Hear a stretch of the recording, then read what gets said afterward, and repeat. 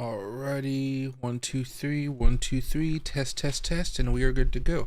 All right, hey everybody, hope you guys are all having a great day. Loki over here is looking to say hello. What is that? Is that a toy? Oh yes, it is. He's been enjoying this one today for whatever reason. Oh, you doing a good job. Oh, oh, where's Loki? Where's Loki? Yeah, so he's having a good day. Lots of fun time going out and playing. Okay, oh, I'm sorry. Here you go. There you go. Nice and gently. That was okay. Probably deserved that. Yeah. Oh, now I got saliva on my glasses. All right, not your normal beginning. Trust me, I know. But Loki wanted to say hello a little bit early, so I thought I would say, well, I would let him say hello to you guys a little bit earlier. All right, there we go. Maybe that works out. Maybe that works out. There we go. Nope. Sorry guys, my glasses just popped out. My glass lens just popped out. I blame Loki, but I should be able to fix it here very simply. Oh, there we go. Okay. But is it clean? No, it's not clean. Gently. And we're good enough. All right. Hey everybody, hope you guys are all having a good day. Sorry for the weird setup here. A lot of stuff's happened from yesterday. I know we streamed last night and we were going over the BitBoy fight. That was pretty fun, and a whole bunch of other stuff going on. But today, we're going to probably have a little bit of a shorter stream. It's not going to be 3 hours long. It might just be 1 hour, maybe an hour and a half. I'm not entirely sure yet. And then we're going to be talking about some of the Bitcoin technicals going on, and then what happens afterwards. So let me go over here very fast and just do this one thing, just to make sure this is working out. Optimization. And I think we're good. Okay, yeah. So we're going to look at some Bitcoin charts. There's not too much news today, as you guys might imagine. However, I think, just the fact that Bitcoin did bounce is pretty good news for a lot of us. And then afterwards, we're going to be looking at just some of the other tokens really taking a move today. So let's hop into that one right there. I do have a cigar to smoke with you guys. This one isn't anything special. It's just a Rocky Patel. I'll smoke this maybe a little bit later. But honestly, like after this stream, I have another stream, and I'm gonna be smoking. I think whatever this is for the first smoke show stream. So I'm gonna be going from this stream to the next one on my other channel. But it'll be interesting. I gotta figure out what the name of this is. Yeah, I gotta figure out what the name of this is before I actually talk about it. But I'm not gonna be streaming until a little bit later on tonight for the other channel anyway. And hey, Kilo, happy to see you back, my man. Let me do one thing on my end, and I think we're good. Okay, yeah. I gotta pour some tea. Let's see how this works out.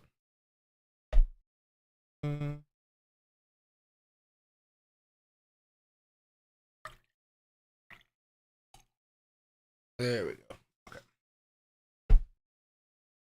Put tea in here. It's a little too hot. I'm gonna let it cool down a little bit before I start drinking.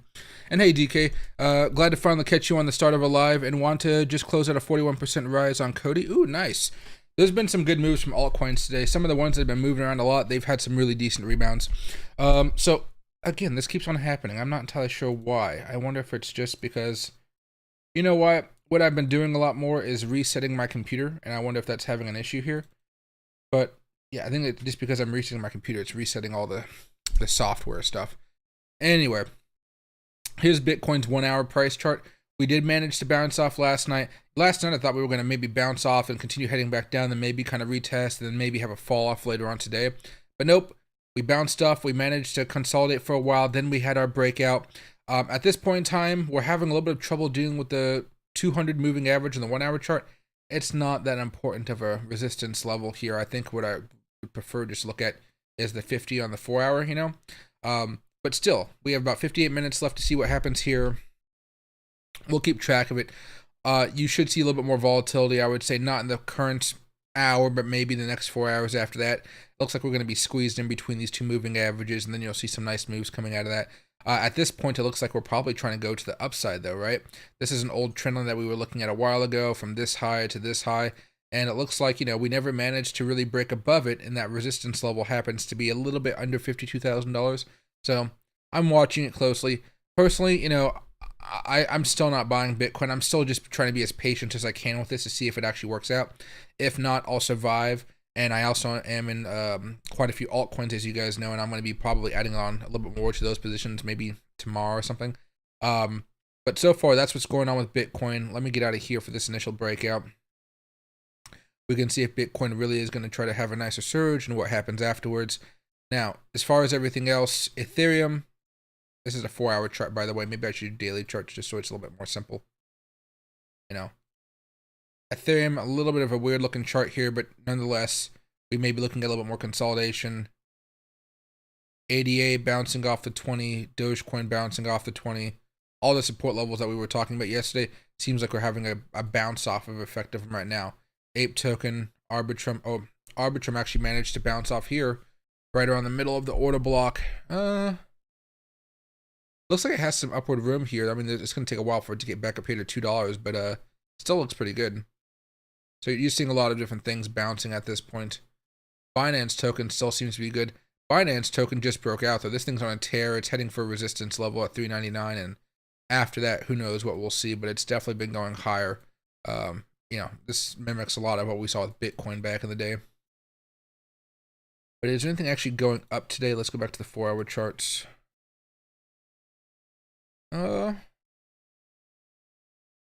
FTM is making a move up today, but not really much over the last few days. Excuse me. KDA. I mean, KDA is up 4% today, 5% today, but, you know, it just depends on how the volatility we've seen. Pepe. This one looks a little bit better. It's had some volatile moves. We got slapped down last time. Geez. Spell token is making another move. This is a very small market cap, so most of you guys probably don't have this, though. Theta, I talked about this with you guys in the video earlier today. This thing's been moving up pretty well. AI tokens are still consolidating. They're not really making big moves at this point. This is the daily chart for Ajax. So, you know, pretty much a whole bunch of nothing today. It's fine, you know, just a bunch of nothing. Fetch AI down a little bit, NMR down a little bit, and WLD teetering, but still doing fine. RNDR coming down a teeny bit, and GRT managing to bounce off of that Fibonacci level. Jasmy is starting to move up a little bit higher. I think we talked about Jasmy. Yeah. So, I kind of did it.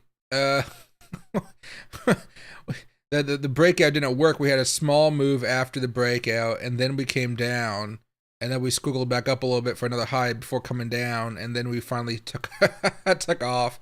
Oh man. But I guess instead of having a trend line and breaking out there, I guess the trend line for Jasmy ended up being right here. That does make a difference. Oh man, sometimes my drawings are a little bit a little bit too much here, a little bit too much.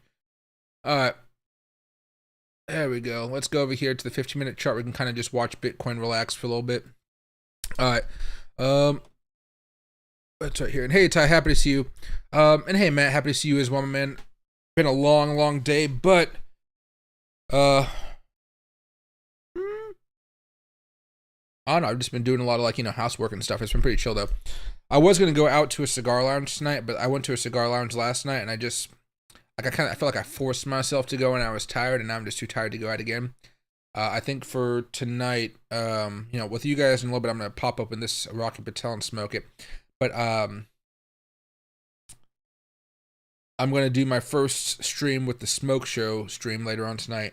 I gotta figure out how I want to format everything. I think it's all, well, I got everything technically all written down how I want to do it, but I haven't chosen a cigar yet, which means, well, I did, but up until now I hadn't chosen a cigar, so I'm choosing this one right here. I just gotta remember what the name of it is. I got it from a friend, so I don't really know much about it, but it looks pretty cool. So hopefully it has a good draw and all that good stuff. But for us, I got the nice Rocky Patel on Sarah, so I can pretend to be all high upper class in society. Let's see. But that I don't know when I'm gonna smoke that one. Maybe around like 8 o'clock or something like that. 8 o'clock? No, 7 o'clock. Maybe 6 o'clock. I'm not entirely sure. I'll figure it out a little bit later. Alright, but yeah, but right now Bitcoin just hitting a little bit of resistance. We're just in a nice consolidation, but we did have a really good breakout. That, I mean, this not breakout, but bounce. That bounce has been pretty good for us so far. Alright, let's see. I'm really trying to figure out if anything's actually moving up here. Oh, sushi. Here you go. Sushi's up a little bit. Broke above the order block. This is maybe a daily chart order block. Where did this order block come from? Or did I draw it out too much on accident? Yeah, I think I did something on accident here. Get rid of this, some of this stuff. Some of this stuff. It's been calming down a little bit, but I think Bitcoin gave a lot of opportunities for these tokens to actually have their run-ups. Yeah, a little resistance right there, knock back down. Yeah, you may actually see Sushi actually have another run-up here a little bit later. This would be something I'd add onto the watch list. Spell token's one thing, but I don't really see this token on too many of exchanges here. And of course, Pepe. Oh, Mana. Oh, it's already moved up, but it's consolidating. Nothing is really up to the highs, or there's a lot of stuff that hasn't reached the highs we saw a while ago. I might try to buy back a little bit more into those ones to see what's going on.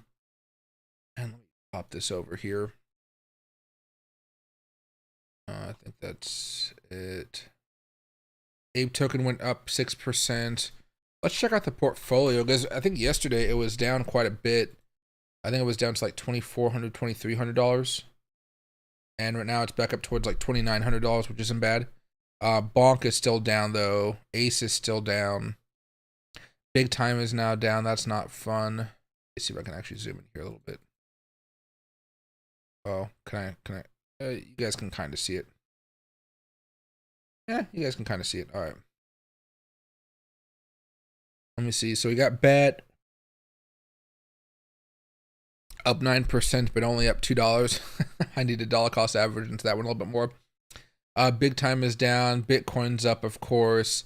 Seller's up a little bit. Oh, that's pretty nice. I didn't realize I invested so much into Seller. Oh, I started buying this in December. January 1st, January 27th, and then the 2nd to the 15th of this month. It's about 9 days ago. Dare is up a little bit. When did I buy Dare? 216. So this is more recent. This is my first entry dollar cost average into it. Fetch AI is up quite a bit. This was up a lot more though. This was up over $1,000, and now it's only up $660. That's kind of sad, but that's what happens when you're looking at the long-term charts. Front is up a little bit here as well. It's up 77%. Gas is only up 18%. I was hoping this would go up a little bit more, but it is it is not a penny stock or a penny crypto. It's $5, but oh, I bought this 2.8, so pretty recently. Got IOST, Kava, Key. Okay, some of these are fine. Lever is up 40%. That's not bad. I started buying this, December 16th and then February 15th. So you can see I bought a lot on the bottom, the first dip, and then the second time I bought a little bit more. Oh yeah, it's the difference between buying at 0.0013 and 0.0017. Yeah, that's gonna make it a little bit different. Looks is up a little bit. LQTY, this is only up a little bit. Oh, did I buy a left? Oh, I have a 3x leverage into this one and not a 2x. I was a little concerned for a second because I saw this was up around $4 for just 3%. I know I didn't add that much money to it. Meme is down 5. Meme has been a disappointment so far, but it is a meme token, so yeah, we'll see how it goes. NKN, that one's up 12%. OGN's up 29. That's not bad. How much do I have actually before I go further? How much money do I have to actually buy right now? So, okay, so I got $2,000 in here. I know I dropped some more money in here, but I could probably buy some more later on today, or maybe I'll buy some on Monday when everybody normally, everybody's here on Monday. OGN still fine. 1 OXT. Pendle is down quite a bit. I think I bought Pendle late though. Yeah, 2.8, 2.8, 2.12. But for me buying it, I kind of wish it was performing a little bit better from buying at around 2.8. But I think it popped up late January, and I bought it on the way down. I think it's just coming down still. Reef may be up a little bit. I see that Ren. Oh, geez. Ren is fine. Is that Ren? No. Oh, sorry. RLC, that one's up 81% with the 2x leverage. And I just bought this on the 8th. Yeah, that one's doing pretty well. Not a huge fee, too. Just 0.02. SLP, 38% or 34%, excuse me. STMX not doing hot, just 4%. TRB down 39%. Yowza. I've been buying this for a while and it's still going down. So I buy, you know, January 1st, January 1st, January 1st. Don't know why it's 0.2. Oh, I see what happened. I accidentally bought by the mountain yeah, okay, I see. And I bought some late, still in January. This thing has been not doing anything in January. And then, WIF, WIF, that one's down 35%. Then you could finish off on here in a while, that's up 135%. And then ZIL, which is up 10%. When did I buy a WIF? 212, 214, 216, some more recently here. And WLD, I bought. I've been loading up on this one for a while. I don't know why. January 12th, 12th, 12th, 12th, 12th, 12th, and then January 8th. I must have bought market. When you buy market, it separates them all like this. As you can see, the prices are the prices are the same. A little bit different on that one, but yeah. And ZIL's up 10%. And I bought that on 215. I know you guys can't see it because of my head, but so far it looks to be okay. Bounce this up here. But overall, the positions look fine. Let me go over here to BYD5 very fast.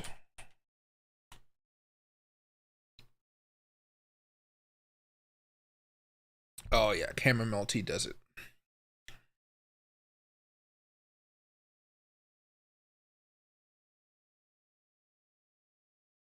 Right.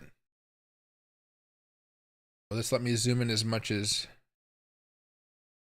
Fair Desk? Maybe. Okay. Okay, we're going one by one because the way this looks.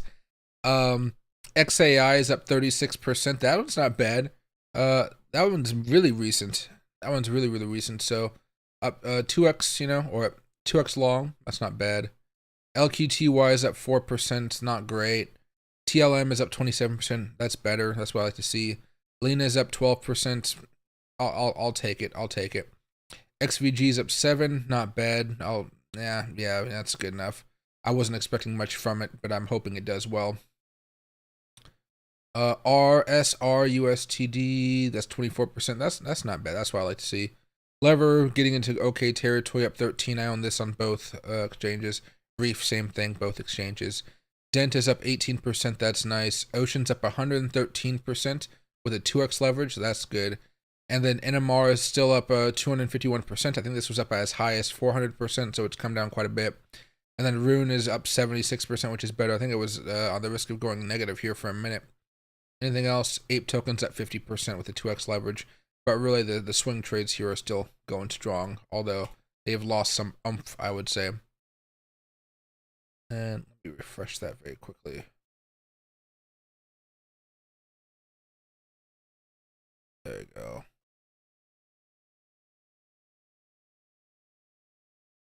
This.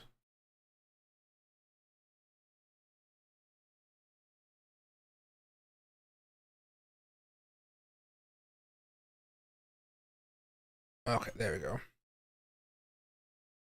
Anything else? Didn't know. Mostly everything's fine, guys. I'm looking at some of the stuff here from earlier today. And well, we talked about, I put this out in the video earlier, but Jasmine, Blur, and Woo, they're still the top ones performers. Near and Theta are coming in 4th and 5th. DYDX, don't know much about it, but it's up 11. I wonder if I go to page 3, what I'll find.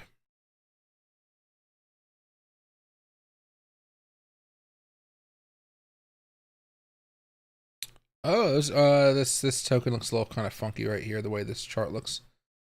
Cody, I would say Cody is it. Up 45% in the last 24 hours. I know that DK Wilson just got out of it for a nice little profit. That's really nice to see. MAGA Trump token. Oh, the ticker is MAGA. Okay, yeah, maybe, yeah, I think it has to be MAGA. It's up 29%. This one seems to be going up quite a bit. If you guys like to bet on politics, I think you guys can have fun with that one. Tribe, 24% up. Yeah, so some of these smaller ones around $500 to $400 million market cap, definitely kind of the sweet spot here. Anything else I can see now? These ones are all pretty low. All right, not too bad though. And hey, Pablo, no worries. It's a Saturday. Most people are kind of out and about, especially at a what do you call around midday like this. This is definitely one of those shorter stream type of days. But I wanted to give you guys a heads up and just let you guys know what's going on here. I'm hoping that Bitcoin can kind of continue this rally. I really want to buy at a cheaper price though. That's really what I'm hoping for here. But you know, this is that 1 hour chart. We've already broken out here. The daily chart we technically never, or no, what's the 4 hour chart? Yeah. We never actually managed to break out and hold. So right now it looks like Bitcoin will be trying to go back up towards $52,000. And I think it has the momentum at this point to carry it on up there. It's basically what happens when we start dealing with some of those resistance levels, because then we have that trend line. What I wouldn't say is the most important thing out there, but really it's just going into the higher level. The higher level of our consolidation range here. This range has been just a pain in the butt to wait for. How long has it been? I mean, still that's not the best looking chart, but you know it's the chart we got. We've been doing a whole lot of nothing for the past 9 days, I would say. Usually this leads to some type of larger move, though. That's basically what we're all waiting for, but the waiting part of it just gets demoralizing. You know, we could have 1, 2, 3, 4, 5, 6, 7, 8 pretty volatile, nice days of making some really good money off of, 1, 2, 3, 4, 5, so just 3, 6, 7, 8 days of consolidation, you know? So we could easily have a pretty decent move coming off of this. I just really hope it's up. I don't know. I'm still I see everything kind of coming down on the oscillator side. I'm patiently waiting to see what's going to happen. But it still doesn't feel right to me to go long here. If we have something of a larger breakout coming out tomorrow, some of that, I might try to hop on to see where it goes. But I don't know. Maybe I'm just too timid for this current market environment. It's been Bitcoin's been irking me. Like a few day trades here and there have been fine, but really, you look at this chart, it hasn't really been the best day trading chart here. Maybe a slight breakdown or something. But you got to be careful because, it'll spike back up, break down right here, sure, spikes back up. You got to be in and out in a hurry, and you're probably only looking at the 15-minute chart, which is, I'd rather be swing trading some of these altcoins here because while Bitcoin's been going sideways, this is the 1 hour chart. Let me go to maybe a 4 hour chart. No. Oh, that's not pretty. Okay. Bitcoin 4 hour chart. Let's go to anything else. Ethereum. See, it's still been going up for the most part.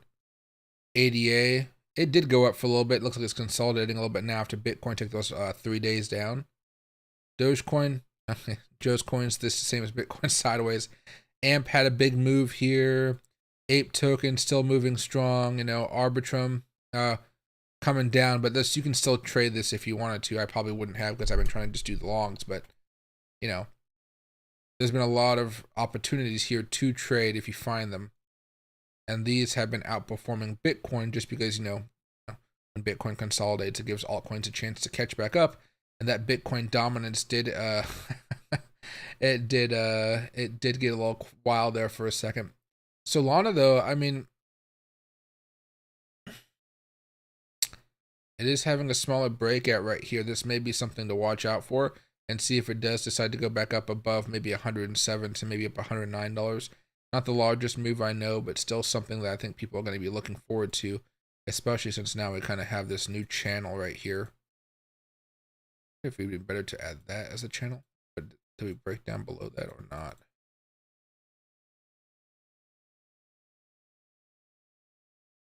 No, we didn't break down below. Yeah. Might be kind of interesting to see what happens here as far as Solana is concerned as well. Looking to break out and go higher. Everything else can wait for a second. There we go. Nice little Bitcoin move. Fingers crossed it breaks the upside. I really I'm at a loss because when you zoom out, yes, we should be going up. It's just kind of like I was hoping for something more of a downward move beforehand. And you've seen we've been making these attempts, and the attempts have just been bought up, right? And I think this goes back to what I've been saying the past few weeks. I can say, hey, we're having a move down, and sure, we have a move down, but it's not the move down that I want. I'm like off by a few thousand or $2,000 every single time, and it's irking me. Maybe I need to recalibrate or something. But I am hoping that we have a breakout. But I want to see a dip down first. I really want to see a dip. I think next week will be important, but I thought this week was going to be important. Oh yeah, T is good. But what do you call it? Regardless, if it goes up, I still have positions in my, my long-term portfolio. But I'm gonna have to be a little bit mindful of what I go swing trading into. Because there's a few tokens going on right now, but what's the next wave of tokens that really wants to go higher? I might have to do some research, maybe tomorrow, maybe, and on my day off, and I'll probably look at some of the sectors and how they've been going. That's probably what I have to do. Those sectors are going to be important here as I try to figure out, what's the next play. AI tokens have been doing well. They're very, very good. I think they'll continue to do well, especially because I think we're going to have Sora come out relatively soon. Whenever Sora comes out, I'll be excited to like test it out, try it out. I know there's a few other AI platforms like it that try to do something similar, but I don't think anybody's at their level, and I think all of the social media buzz is around what Sora is able to do and not what the other companies can do, if that makes sense. It's been tricky trading the chop. Yeah, I hate trading choppy markets, which is again why I typically don't do it. It's how would I say it? Like, it's generally not like crazy difficult, but the profits that I get off of trading something like a Bitcoin in a choppy market typically isn't that good for me. So like if I were to pull up a hour chart on Bitcoin here, let's go to this one. Okay, an hour chart. Right. If you went with a momentum against, what would I call this? Momentum against resistance strategy. So you're buying when the momentum starts. You sell pretty much at the first sign of any resistance. Okay. Basically a trend line or a level of resistance, something similar. Okay, if we go over here, momentum, all buy. I change the character from here to here. You can buy this. In fact, Pablo, I know you were talking to me about a day trading competition with the Warrior people. So I forget their name. What's Trading Wars? I think it was Crypto Wars. No, not gonna try to remember. This is the type of strategy that I typically will do in those types of environments. But you buy that right there, and you see it goes up.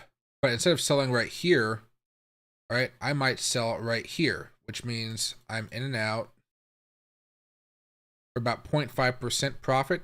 Now, you're trading with the 10x, so it's going to give you profit, but it's not going to be massive.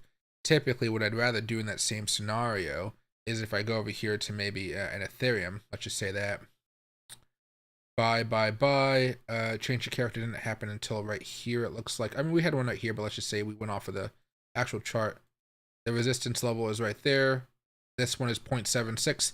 That little extra 0.25% matters to me because it's my time and my money just sitting there doing the work. And so that's usually what I'll do.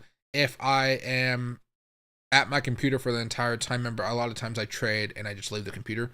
If I'm at my computer, I can always adjust it and say, hey, I bought right here. I'll move the stop loss to be something right around here. So if it does eventually fall off, I'm still making the smallest of profits. It covers the fees basically. But that one would have worked out perhaps. Bearish move right here from a change of character from here to here to here. Yeah, okay, change of character here. Oh, but it didn't turn bearish on the offset result until here. So you might have opened a position here. And then you see your first level of resistance seems to be right here. So what was it, here to here? That's it. Remember, that's like 4 hours of holding for that small move. You can go down more, but you might have to look at something more of a 4-hour chart. So this is where you might, say, okay. But again, Bitcoin's chart's been it's just been so ick. So I don't like it. If there's a larger range like what we had back in the summertime, that's better. But that's not necessarily as choppy. If I zoom out and we go back over here,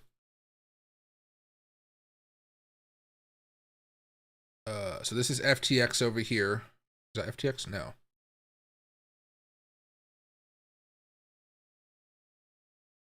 Banking crash. Okay. This long consolidation that we had, this was all just sideways action. This was sideways from March 18th, all the way pretty much to, let's measure that, out to October 20th. March to October. April, May, sorry, January, February, March, April, May, June, July, August, September, October. That's 8 months of sideways action. That's something I don't mind trading the choppiness of it.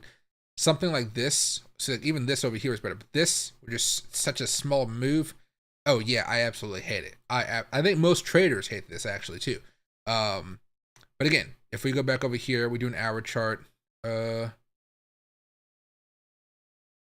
Okay, this is a lot of volatility. This kind of scares me out, but I guess if you wanted to, you can see change a character, buy, and then play it up. And there's resistance level right here, so you're buying right here and selling right there. You know, it's not going to be the best, but you can do it. But, you know, it's better to, you know, when they see this higher highs move coming in here, it looks like the buy zone for this one, I guess everything, change a character, there's buy. Change a character here, resistance here, that can be pretty good. But in a more bullish environment where it's not choppy, you can expect it to go higher because you're able to zoom out a little bit more. You can zoom out to the 4-hour and the daily charts. Right now, there's not really a huge purpose to zoom out to the daily chart because you can pretty much see everything you need to see on this chart, especially because, you know, well, I'm not zoomed out. Maybe that's 110% right here. You know, 1-hour chart, 2-hour chart, it'll give you everything you want. If you wanted to go to a 15-minute chart and go down a little bit, you know, earlier, like we said, change your character right there, buy. Resistance is right there. You can sell right here. Buy in there. Resistance is right here, or you can go right here. Either way, but you know, before that was a bearish move here. The change of character looks like it already happened a while ago. Well, here it might be better. I'm doing stuff in my head that you guys probably aren't catching.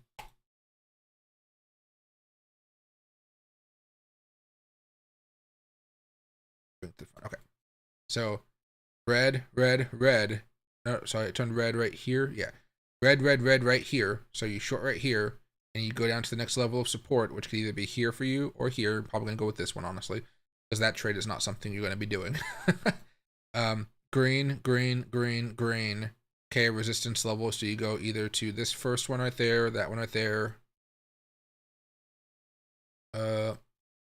Red, starting from right here. This is before the change of character, but again, the change of character originally started from right here if you're going from a smaller time frame. So you can try to do a little cheat sheet if you feel like it. Otherwise, you can still be like, hey, change your character here, red. Here, where's the next level of support? Right down here. Oh my gosh, we hit that level. And rinse and repeat. If you guys want to do this, buy. There was a change character here, even though it's red, still change your character. And you're looking for something of a shorter time frame move because you're seeing the resistance levels right here or right here.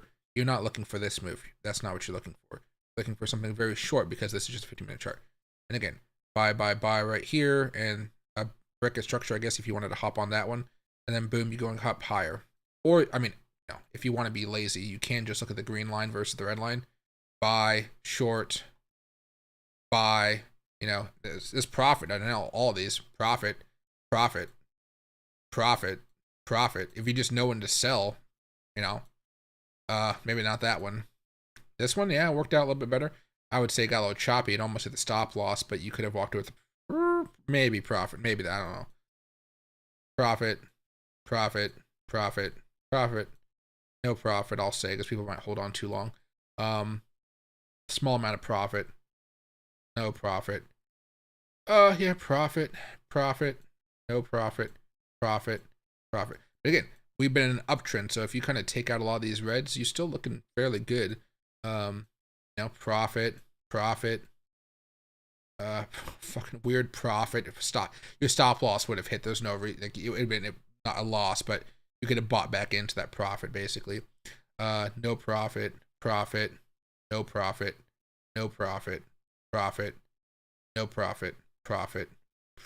for a little bit. This volatility just kills you, doesn't it though? No profit. and you get on the list, right? So if you didn't do any, like no technical analysis, no zooming out, no breakouts, no momentum, no nothing, just follow the red and the green, you know, it's pretty darn useful. It's more useful, I would say, when you're in a bullish market, because then you could just like, hey, anytime it says green buy, I'll buy and then I'll hold and I'll just end my stop loss. And if my stop loss hits, it hits, you know. But maybe I should do a back testing of this. Maybe it's just doing day trading back tests on Bitcoin is annoying because you have to. Well, basically, if it's in a choppy market, it's not going to really work out with anything else you guys are doing. All right, back over here. Hopefully that made a little bit of sense. Hopefully it made a little bit of sense. It's just basically waiting. Just basically waiting.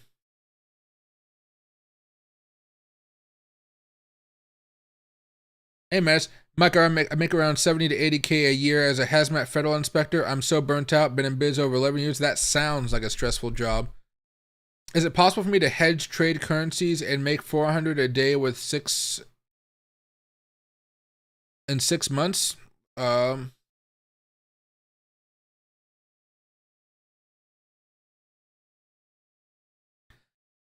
sure there's a way. Typically, what I would say, just because I haven't heard many success stories of doing it, I would try to start off with a specific portfolio, and you can practice this, I guess, with paper trading first. But start off with $1,000 or $5,000, whichever you fancy. I'd probably say start off with $1,000 just to be safer. But again, $1,000 to another person, maybe something completely different to another. Yeah, my banking friends or my friends' banking parents, they make so much money that I'm like, oosh. But if you take $1,000 and you basically just swing trade a cryptocurrency or swing trade a stock, do that for about a quarter, and that could be in a bear market, bull market, doesn't matter. It could be in a weird kind of market. Sometimes we just enter these weird sideways consolidation moments for like a quarter. Trade that with maybe if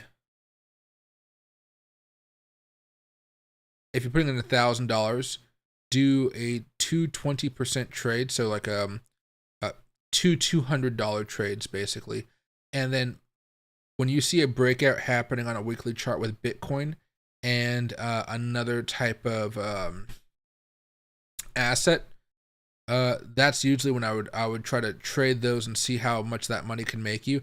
That's probably the safest way I know that can bring in some really good results because you're using leverage. The other way you can do it, Matt, is you could try to go into the options realm. But right now, as far as the whole market's concerned, it's not really a swing trading environment as of just now. So we may enter into a new trade here with Bitcoin pretty soon where we can do it, but it's not there yet. And the stock market's already been running up after its last breakout. So you'd kind of have to wait for one of those two things to happen. When it comes to options, typically I would just say the SPY. You don't even have to look at a specific stock. If you do a specific stock, I would choose something like a Microsoft or a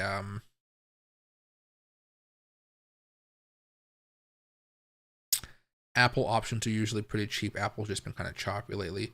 So it could be Microsoft, Apple, or maybe if you want to go down the semiconductor route, you could do an AMD, but I would not recommend going with NVIDIA because those options are crazy expensive. There's just a lot of implied volatility, which makes your life a lot more difficult. And then just stick to either Bitcoin or Ethereum when they're larger breakouts. Typically, I prefer Bitcoin though. But hedging makes it a little bit more difficult because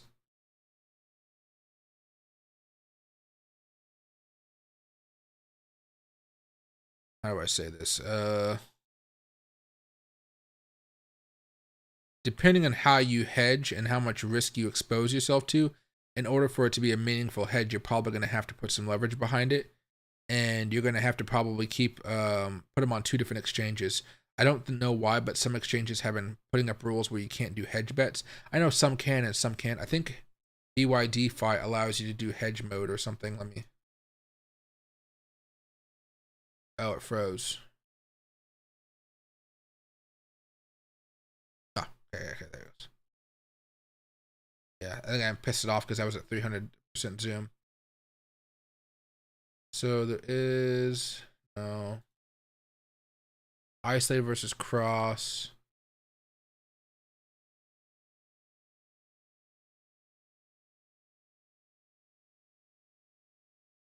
There's a hedge mode in here somewhere. I'm just not remembering where exactly it is. But yeah, so you might be able to do something like that over here. But typically, honestly, what I would say is, just start doing some swing trading. So find something that's been going up pretty well. That's typically a Bitcoin.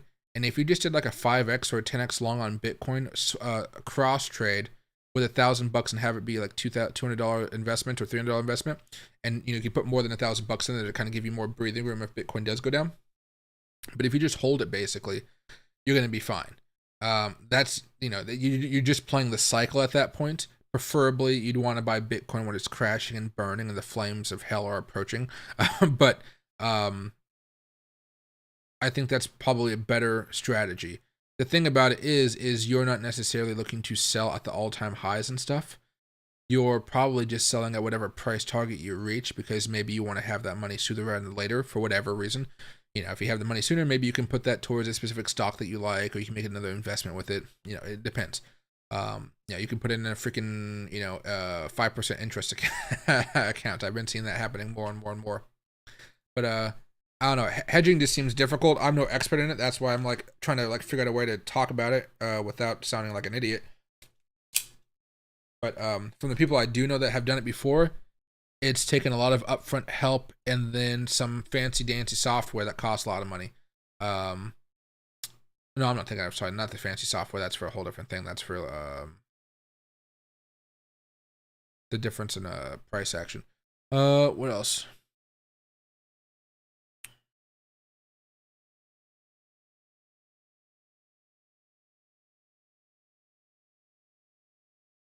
What's it here? 400 a day within 6 months of trading. Oh yeah. So what do you call it? You just make monthly goals and try to set them. The one thing I would say is you may make, if you start off with $1,000, you may actually turn that into $1,400 to $1,500 within a month. But then you look at the technicals and you may actually you might just sell it and then wait for another opportunity. But you might not have many opportunities the following month. So it's going to be hard to kind of time it unless you want to do more day trading and stuff like that. Maybe looking at the 4-hour charts, that can add a little bit on there. But I would practice with it a little bit to kind of get your feeling. And typically what I would do for this is I would actually go to $1,000, $1,000, $5,000, doesn't matter. So if you're doing $1,000, I would do 10%. So it doesn't matter. Well, either way, 10%. So if you're doing $1,000, do $100 trades, with 1x leverage, and kind of just follow because Bitcoin goes up 1%. You're not losing or making much money, but you're kind of seeing what could happen again. So when you're going to see what the percentage return is going to be, and then if you like what you're being able to do, then you could move that 1x up to 5x, and then you could see how much you'll be making then there. But you just got to have the stop losses and the price target and just let it sit, let it cook, let it wait. And I think you'll be good. But it really just comes down to it's going to be hard to fit it all within a time schedule. I guess that's the hard thing here. I myself, there are months where I just don't do many trades on Bitcoin. I don't do many trades at all. And then there's months where I'm just ferociously trading because everything is going up and I'm running out of capital to put in the market because I'm just trying to buy up so much stuff and then sell it all when I feel like it's it's getting towards the time where things are topping off a little bit. And again, I usually sell a little bit too early compared to other people, but I'm just happy to take the profit.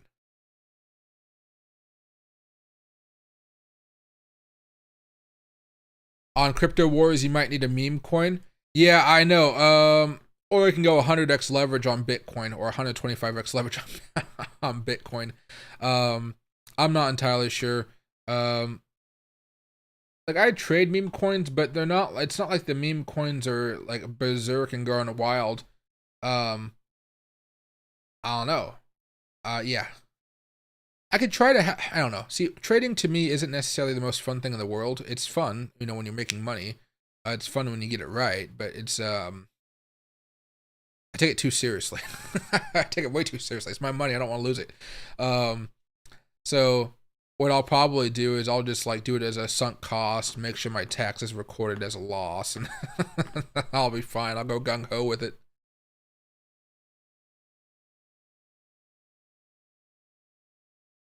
Most of those guys are just waking up and like, yeah, I'm supposed to be on a trading show today. Oh yeah, I get what you're saying. I get what you're saying. I was watching a recap of last night's stream. Couldn't believe BitBoy was actually fighting. It was pretty good, Haram. I was really surprised. I see you. What's the matter?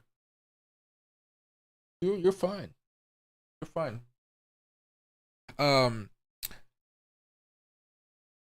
There was only like really two good fights I think I saw last night. The first one was when the guy got cut in the eye. I was like, "Ooh, that's pretty cool, blood." And then the other one was BitBoy going toe to toe, and because BitBoy walked out like he was like Rocky or something, with the full on outfit, and then he got knocked down, and then he came back in the second round, and then he ended up winning. The other guy just got bashed, but BitBoy, if he just didn't get tired so fast, I bet he would have won by a lot more.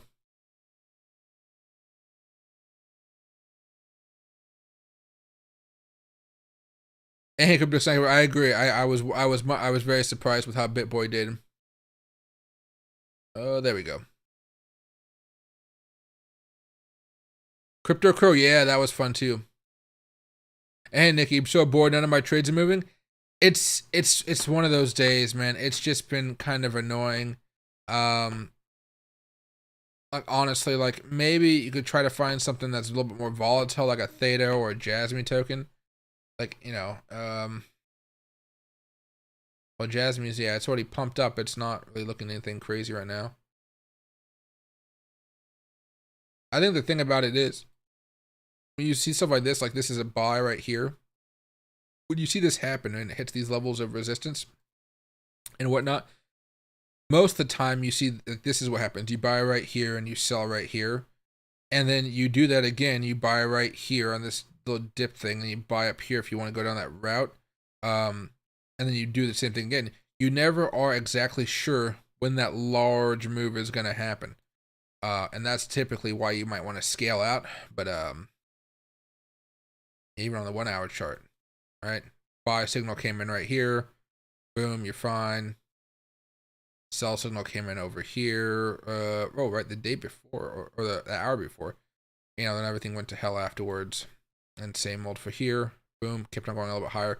Right now it's actually looking like it wants to tip back down a little bit, but it hasn't crossed over, so it could have another wave here pretty soon. But yeah, not a lot of stuff is in peak let's move form here today. Most of it's just consolidating after the moves we had yesterday. Because Bitcoin, that everything was on the verge of breaking support, and it didn't. So I'm just pouring tea here. But there's a tea bag blocking the entrance of one of my other cups. So there we go. All right, it's coming out nice and slow. There we go. All right.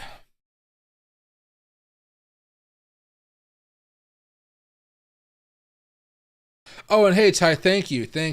Oh, the video we were gonna make was about the ins and outs of leverage, what we need to be mindful of. I seen you trying to remember it on the last video. Thank you. I that's what I need to remember. I was really thinking about that hard, and I was like, what the heck is it? Coin has been so predictable, even spot day trading. It's safe like Bitcoin, but volatile like an alt. Oh, that's always nice there. Ethereum to 4K soon. I mean, with the spot not Bitcoin, with the spot ETF, with the spot Ethereum ETF, I'm sure we're gonna have a solid move there eventually. Just wondering, but if you want to make decent money trading, only way it would be with leverage. Not necessarily. It's like if you're trying to go from like 0 to 80, you're trying to go from nothing to full time fast. That's an easy mechanism to do it, but at the same time comes with a lot of risk that you could lose everything because of the higher losses. Despite having higher gains, you have higher losses. Like typically this is the way I would describe it here. And let me light up this cigar first.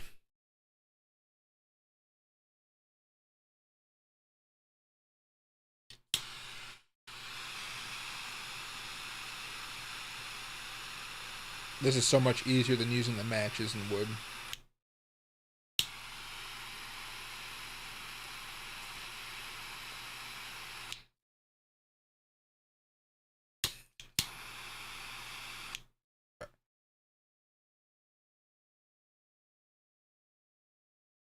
I'm a Lancero guy now. All right. Uh.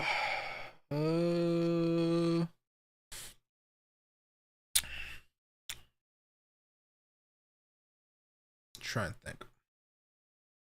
So typically, when I swing trade tech stocks because those seem to be the big things of our time.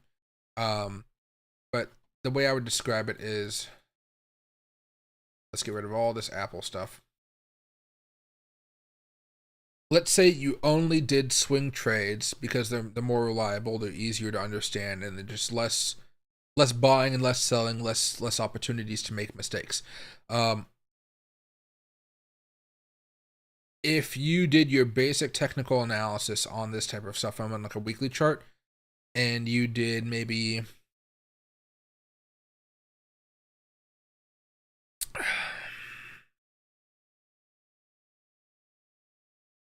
between $500 to $1,000 a trade, the stock's a little bit different. You know, you can't buy parts of a token or parts of a stock.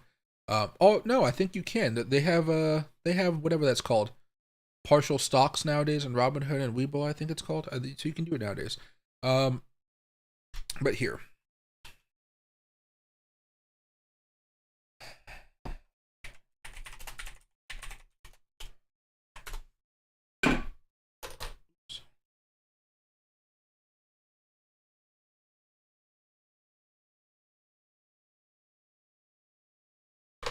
So this is one of the ways I ended up making more money when I was first starting off trading, because normally when you first start off trading, you have a job, so you can't actually trade as much as you would like.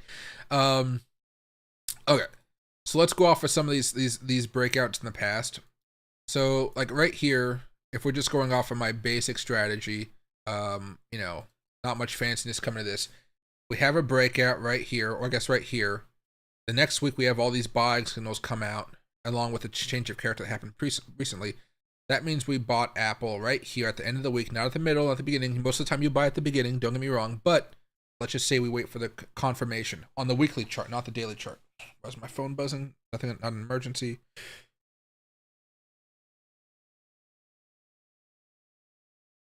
Let's see. Oh, Jesus, all my friends are just having really bad luck this week. It's been fucking demoralizing. Sorry. So basically,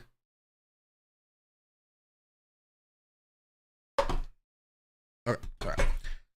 Basically, you buy right here. You can say you bought at 138, you probably would, but let's just say for the sake of this argument, you're buying at 145, a much worse price to be buying at, but in the scheme of things, still good. Okay. Now, you start off with purchase price was 145, I said. Yeah, 145. Can I zoom in on this one particular page? All right. And then no sell commission, GG rate. Okay. And let's say you bought 5 shares. Okay. Now, your sell price is going to be using a Fibonacci extension method here. And for this one, let's just do this, just make it easier. A trend started, came up, came back down. Let's take out this breakout so I can just see the Fibonacci levels a little bit better. All right, back down to the weekly chart here. No. Good. All right. You have a breakout. Momentum is on your side on a weekly chart, so you're probably going to be holding this for about a quarter, hence the quarter talk earlier. So you're probably going to look to sell a little bit over here, scale out, and a little bit of scale out here, then a little bit of scale out here. Pretty darn nice results, right? Now, let's say you scaled out a little bit right here. Oh, no, what am I talking about? If you're buying right here off the breakout, you're not selling right there. You're selling right here the first time, so that's 165. So let's say you sold everything at 165, and that lasted for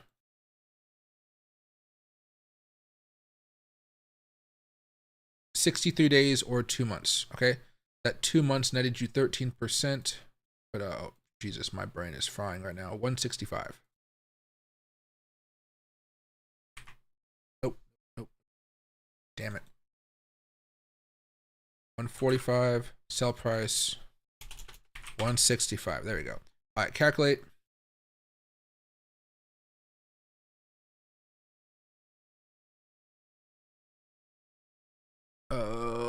Saved calculations.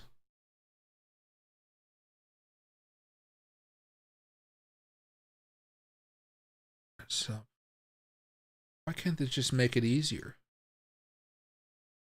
It says it's very simple, but my brain isn't understanding it. Fidelity Bank. There we go. Okay. See, about 5 shares at 145. You sold it at 165, and there's 0 and 0. Okay.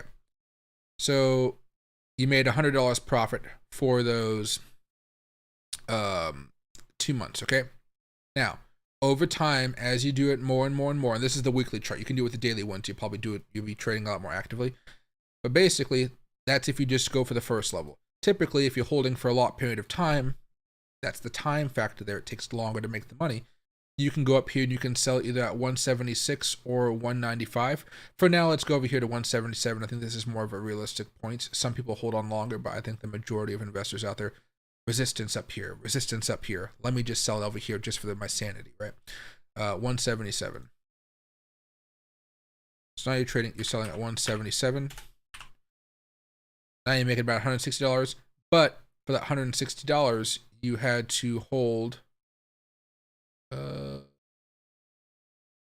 enough right here, yeah, for about 112 days or 16 weeks basically. All right, so then you do that over and over and over again, but you can be doing this with multiple positions, right? So you can be doing this with Apple or Microsoft or Nvidia, something like that. Or if you want to buy more shares, maybe you said you want to do 5,000. So let's just do 20. That's $3,000. You made $640 for those however many weeks. I forgot how much I said here. For those 16 weeks, right? 16 weeks, you got a $640 profit. That's no options, no leverage at all. If you were to add leverage on top of this, then let's just imagine the $2,900 stays the same. But if you had a 2x leverage, and this is like if you're going with the crypto route, let's say 2x leverage, that 640 turns into 1280, right? And this is with a leverage. If you go up here to 80, then it turns to 225. That's where it comes into. The problem is that it's not always that easy. However, when I go back over here, again, some people like to go against like the short, right? And this, a couple things. So let's say you start shorting when this thing says to start shorting, this cycle. You don't have to short if you don't want to, but some people do. Sell, sell, sell. Okay. Change of character happened right around here as we're breaking back down. You short right here. You can go off of a Fibonacci level if you want to.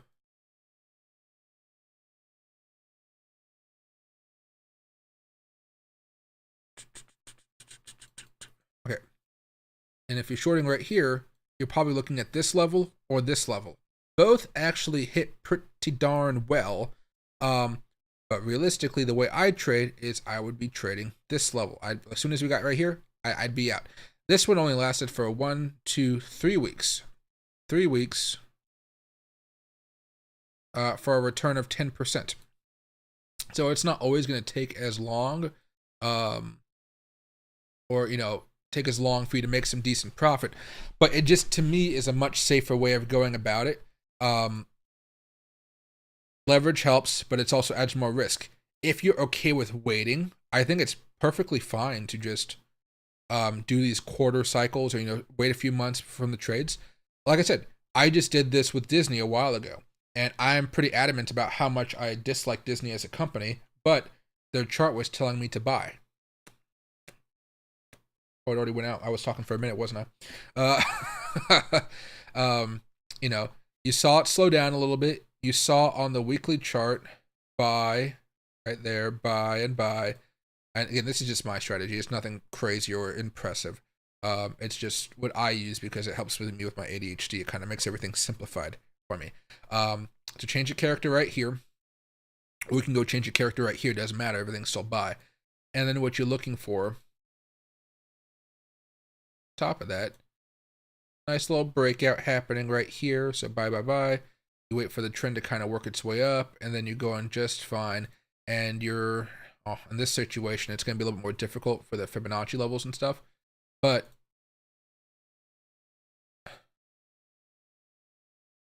unfortunately, have to do a pretty nasty move here and just do this.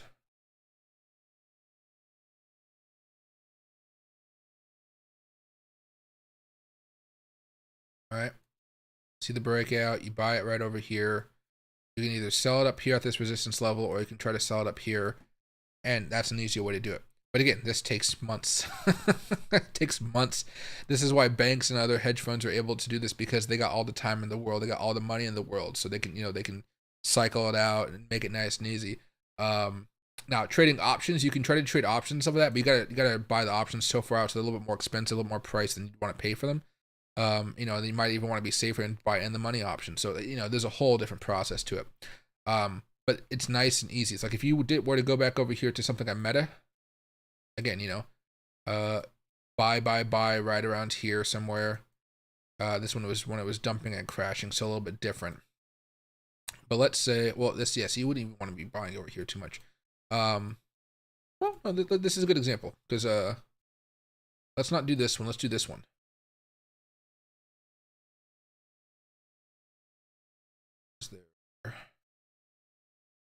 So this one wasn't buy just yet. Okay, so this one was there.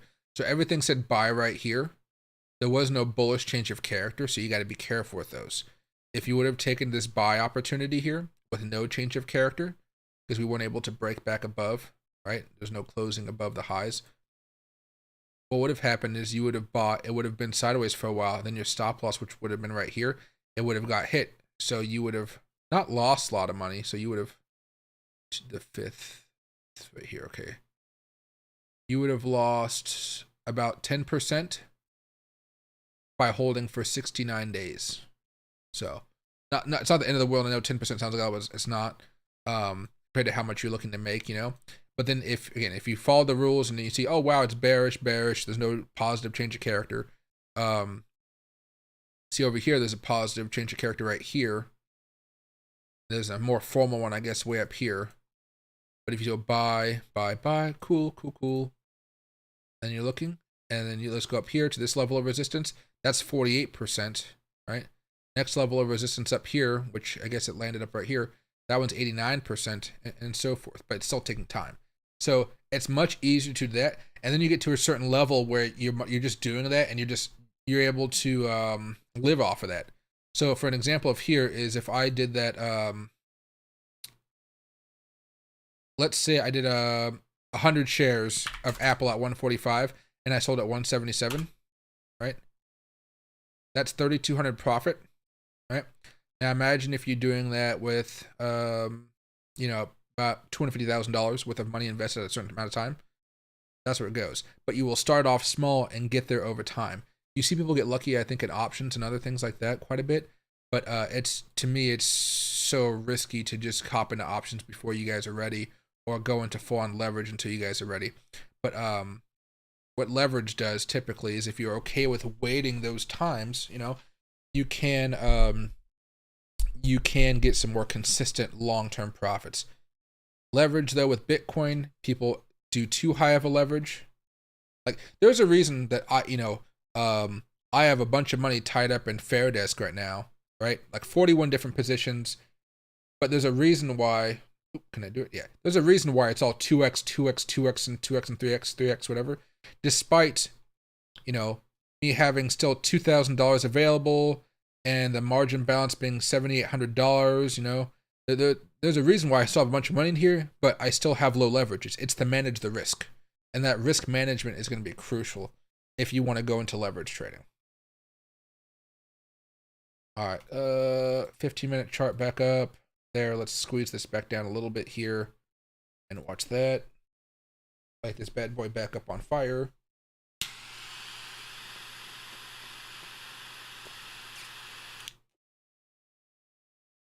Beautiful. Oh, what's it here?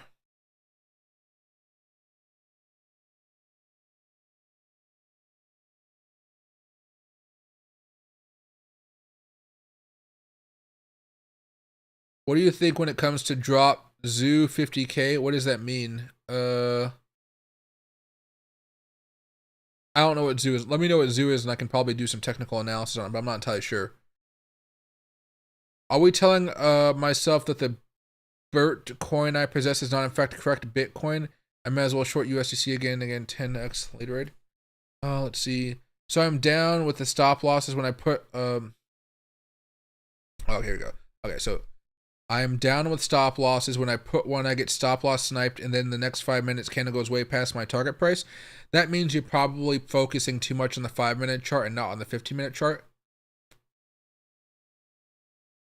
So this is the 15-minute chart here. If you're, when's the last time we had a decent breakout?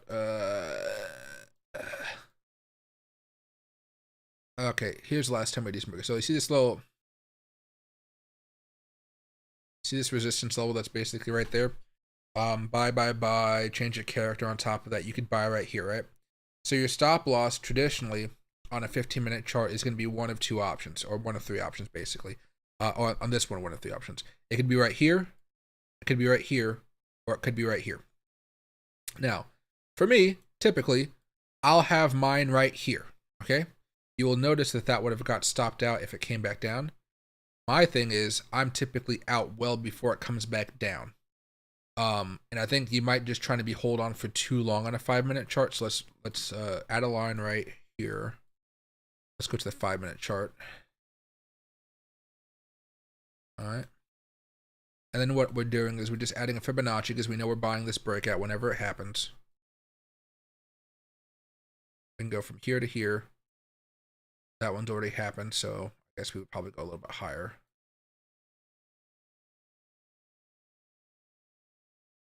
All right. And you'd look for opportunities to sell at one of these levels. So typically you're aiming for the 1 level, right? If it doesn't hit, sometimes it's just not that good. And then you kind of zoom out a little bit more. You can go to the 15-minute chart or whatever. And you just try to see, hey, what are the resistances up here? Like there's some resistance right there. You can see it a little bit. There's some other resistance up here. And maybe there's a little bit of resistance maybe right here. Okay. So really, when you look at it like that, this is your zone that you really want to be out of, right? And so that's why most likely it's going to get sniped like that, is because that trade is over. Now you've moved on to something else, and you're seeing that there was this trend line that was broken, right? That trend line had to be broken in order for your position to be sniped. Or you can consider maybe another trend line, like maybe from here to here, perhaps. You know, something like that. But, you know, either way, might just want to adjust your stop losses a little bit. Or if you're finding out that your positions are going up and you're hitting a pretty decent level, or you're in a good profit-taking zone, but maybe you expect more, like lower the expectations. I've had to lower my expectations on my shorts over the past few months, and it's been, you know, it's been annoying.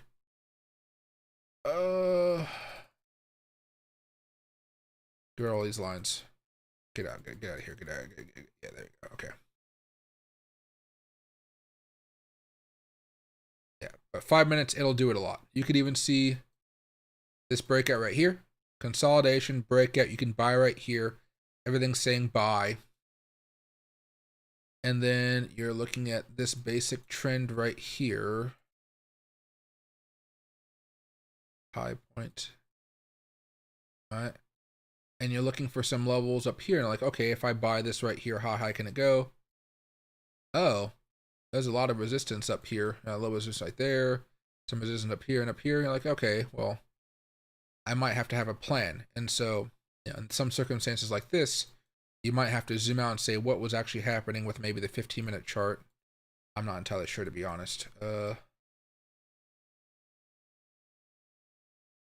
Yeah, there was just a tough level of resistance up here, so it might not have been worth it to trade that.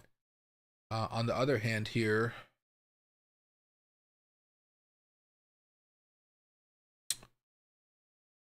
let me see. I don't trade like this all too often, but I have plans for it.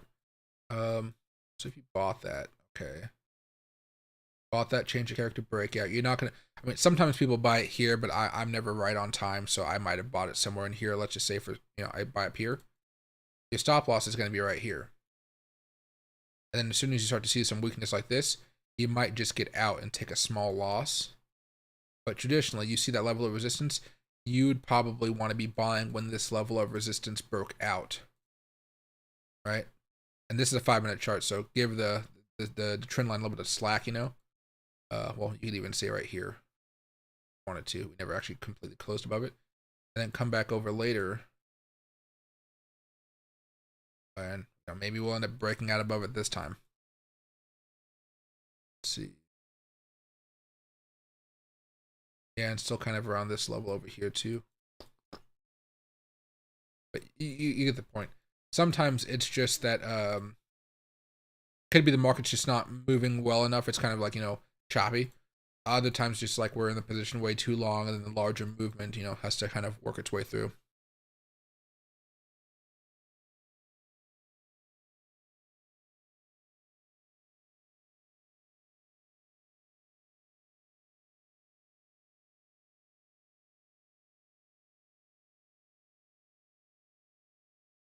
Let's see. And hey, Ty, thanks. And same to you, Pablo. Thanks for getting people to subscribe and like. I appreciate it. I was buying the dip yesterday, and I was surprised this morning that most of my trades had made it through the night. It was surprising because a lot of stuff looked like it was ready to go, but Bitcoin held. Like, surprisingly, to me, Bitcoin held.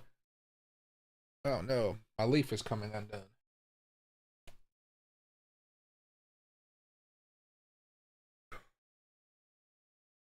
But I mean, this was a pretty good dip. People got stopped out right here, came back up a little bit more, broke down a little bit more again, and then we had this reversal. I thought the reversal was just going to come back over here, basically, to the kind of like this level of resistance. But nope, you saw what happened when we broke out. We had a nice little surge, and right now we're just consolidating again. The only thing is, like, this is a 15-minute chart, but we're still in this consolidation. Nothing has changed. I want it to change so much. Some of the longer time frames aren't as bearish at this point, I would say. Maybe like the 412. 4 is just turning bullish again. That's pretty nice to see. Plus a change of character right here. That's interesting. There was a death cross right here, and we did come to a little bit bad, move off of it, but not really much. And so we're basically just waiting for Bitcoin to break out and surge up here over the next few hours to $52,000. That's pretty much what today's move is looking for. Whether it happens or not, we'll have to see. I just gave it one puff and it died out again. Facing just a little bit of resistance there.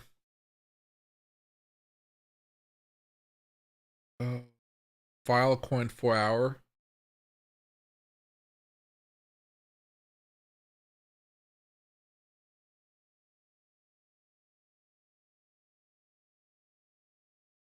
I mean, this thing's been chugging for a while here. It's just broke out above resistance. It's having a little bit of issues right now, just a little bit of consolidation. Oh, there's more resistance. Goody. Oh, yeah, this thing has had some spikes in the past, too. Oh, yeah, it's had some pumps and dumps. Still looks relatively okay right now. Now, I'm not expecting this thing to make some massive run up to like $12 or $13 here. I'd focus on it just trying to get back up here to this level of resistance, kind of around 945 or so. But I think it can do it if Bitcoin tries to have this bounce here today. Already here on the 4-hour chart, yeah, let's see. You're seeing an opportunity for a breakout. You kind of see this trend line forming right here, trying to see if it goes higher. Now, we're not going off of wicks here because the wicks are kind of high and make it look like that. However,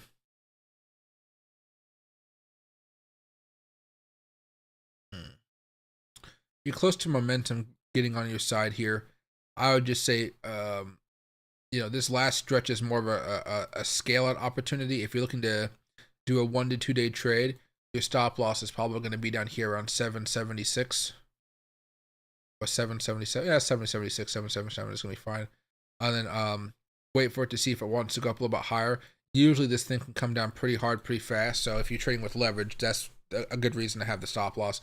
If you're not trading with leverage, you don't have to worry about the stop loss as much, but it's still going to be a pain. So still try to keep track of where the price action is, because most exchanges don't allow spot trading to have stop losses and like that. But it's still fine. There's a Fibonacci level here that maybe might work out. Now we have to make it a weekly one, wouldn't we? Yeah.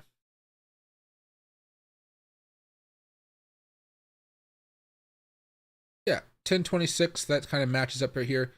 Excuse me, 1022 seems like a good next level of resistance. That's a few bucks above where it is now. That's why I'd be aiming for it later on this week.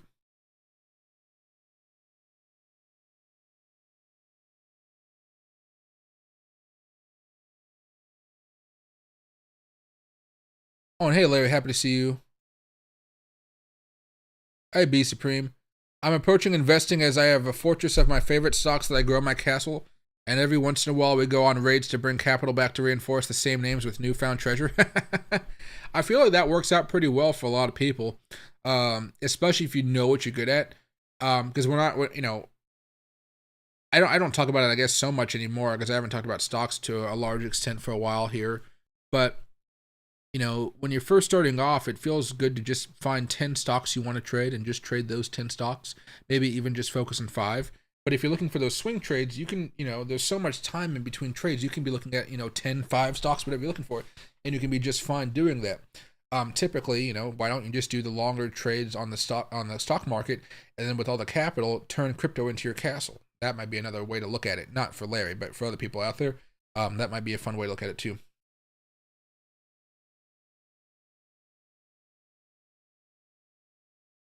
What's right here? Ethem's making a move. Yeah, Uni and Sushi have been really making some really good moves here. YouTube is killing your live with commercials every 5 minutes. It's not supposed to have live on. Oh, monetization is on. Hold on a second. It's supposed to be off. There you go. All right, it's off. You should be good. You should be good now. I try to keep it off as much as possible, but it just turns it on sometimes when I reset a stream. Like it'll have this little thing right here that says monetization on. I know it's hard to see, but right now I just turn it off. I just turn it off. Because usually, let me see if I can show you. Oh, I can't show you because I'm actually in the middle of a stream right now.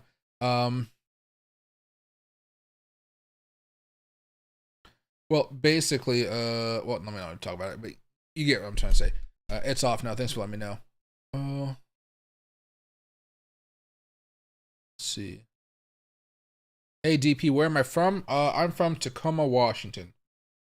I'll be living here for what, another year, then I'm out.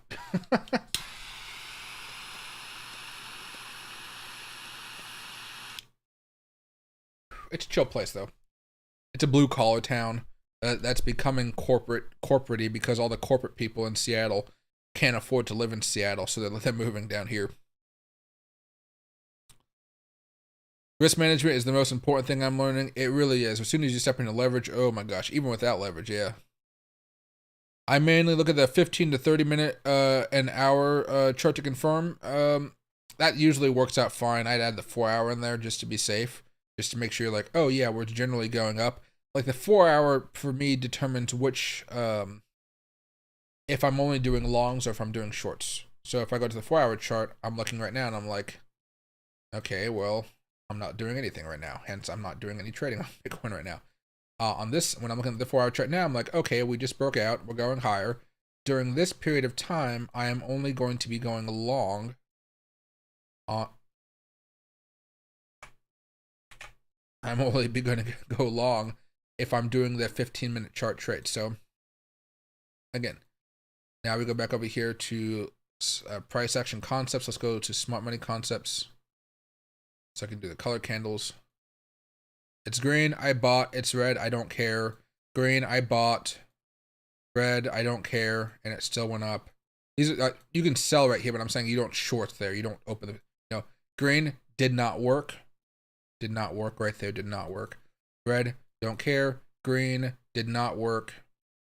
And again, you kind of see on the 4 hour chart, you're seeing it start to slow down a little bit here. But still, red, don't care. Green worked out here. Green worked out here somehow, but your stop loss might have hit, so it might have been a little bit different. I would add on my momentum here too. The momentum does make a difference, but we'll just literally looking at colors only. And then on the 4 hour chart, red, don't care. Like you're not shorting into it, even though it did work out. You're just not doing it. Green, boom, red don't care, and now we're looking to this choppiness, and this is a whole different type of thing. But you get what I'm saying? These profits from here to here, and then up here, those profits nullify any bad trades that you make here or here or here. Because in this circumstance, the stop loss is either here, here, or here. If it's here, it doesn't get stopped out. If it's here, if it's here, it does get stopped out. And if it's here, it definitely gets stopped out. But, you know, you're losing, yeah, it happened on second. So you're losing 1%. Let's say you did the medium one. Let's say you're losing about 2%. In this circumstance, you're losing about 0.86%. And this one, okay, your stop loss didn't hit, but it went red, so it kind of depends on if you believe it's going to continue going higher. That's one thing. But let's say, you know, again, let's just say you sold out of just panic. You know, you're probably losing about 0.11%. And then we'll stop there. Okay, and then but you go back over here. These initial trades, this one right here, let's just say to the red, that one's up 3.3%. This one is up until the red 6%. You know, it makes up for it and more. So it makes it fairly better. But again, most of the time you're not even selling at the red. You're selling at some level of resistance that you know about, and it makes it a little bit easier. Like this one, you know, you're not necessarily selling at the very top. You might be selling somewhere over here when it first starts hopping up. Let's guess market section. There you go. But the 4-hour usually helps out pretty well. But again, if you're looking at the 5-minute, maybe you don't even need the 4-hour. Maybe you just need the 1 hour.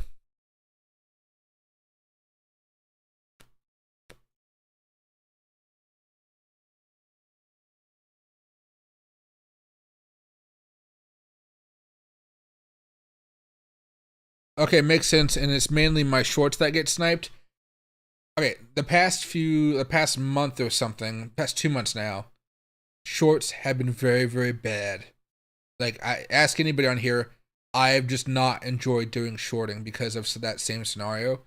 Also because the technicals haven't been working on the shorting side. The weekly momentum has just been too strong for anything to really have a long moving down, a larger move down.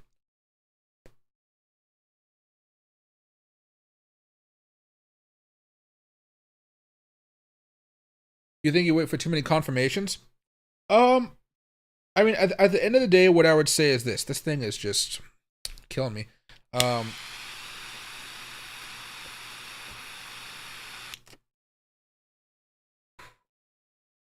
Find a list of stuff that works for you on a specific token. Maybe you're just trading too many different tokens, and that different tokens require different types of indicators. You know, if I'm day trading AMC, I'll have a VWAP. On many other stuff, I don't even trade a VWAP. But on AMC or GameStop, I'll put a VWAP on there. Not that I trade AMC or GameStop, but you get the point. What was it? For confirmations, though, a D3W, I'm pretty much looking for 5 things before I make a trade. 6 if I'm doing altcoins. The 5 things normally are stochastic, MACD, RSI. How are they? Those 2 things. The 4th one is going to be a change of character that I see on the chart. That's going to be change of characters on multiple time frames. So it's not just kind of one thing, but for me it is one thing, the way I look at it. And then the 5th thing is going to be some type of pattern, right? So this can be a pattern like a head and shoulders, a cup and handle, pennant, you know, inverse head and shoulders, whatever. That's what I'm looking for. And the 6th thing for altcoins is basically, what is Bitcoin doing? I want to see Bitcoin consolidating or going up if I want to buy into an altcoin. If Bitcoin's going down, I'm not buying at all. Because normally, when Bitcoin's going down, everything's going down. But once Bitcoin consolidates and just holds for a little bit, you'll see a breakout happen afterwards. That's what I was telling you guys about the AI tokens over the past few days. Because they did have a bad day when Bitcoin went down. They had a bad day. Bitcoin went down, they're like, oh no, you know, and from the top here, we fell down about 20%. Then what happened? Let's go to maybe the 1 hour chart. You saw this breakout right here. Could trade it up. And since it's an altcoin, you don't really have to necessarily, you know, that's 5% right there. I don't know why the Fibonacci's would have been fine there. Because the oscillator didn't turn green until over here. See, that would have been maybe a 15-minute chart. Yeah, 15-minute chart. See me. Maybe a change of character there. But even if you want to do a change of character here, buy. Change of character. At this same time, Bitcoin was doing okay. And you kind of watch it go up into the order block. You sell the order block, you're in and out for 4%, maybe 5.5%, you know. So in and out, nice and easy. Those are the type of things I like, but a little bit of a breakout there from change of character, moving up higher. You can see a smaller breakout, I guess, happen right there, but that's not really my concern. Traditionally, though, you kind of want to have a pennant or something. Right now, I think there's this. Let's see if it's actually good or bad. Oh, right there, I guess now. Went up a little bit. Buying activity was there. Unfortunately, though, there was this trade here. See this? This breakout? But it was in the red. Sell, sell, sell. And also the no change of character from here to this like little consolidation zone right there. So you kind of, it tried right there, it tried. But ultimately it was still bearish, so you just like, I don't like that. I don't like that. And normally I don't trade during that type of weird looking stuff. Which is why I'm not buying Bitcoin on this weird looking thing it's doing right now today.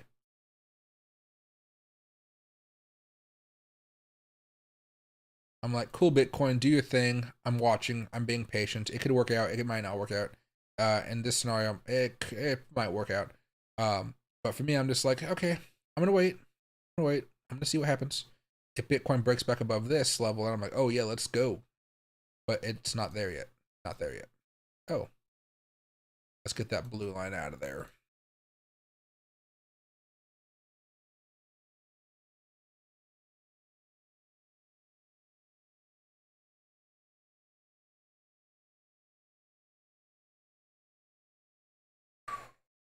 And hey, Tyler, dude, Monster Jam sounds really nice. I haven't seen Monster Jam in years. Oh, and yeah, Loki's doing pretty well. He's actually napping. I probably shouldn't be so loud. He's taking a little nap.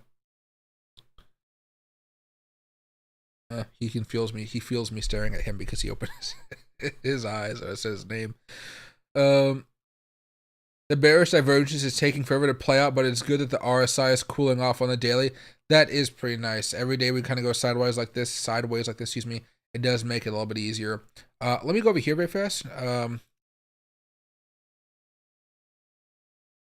Let's open this up. Let's get out of the smart money, and let's go over here to the daily chart. Let's go to everything. And let's go over and look at divergence. Divergence from an indicator's version 4 by Lonesome.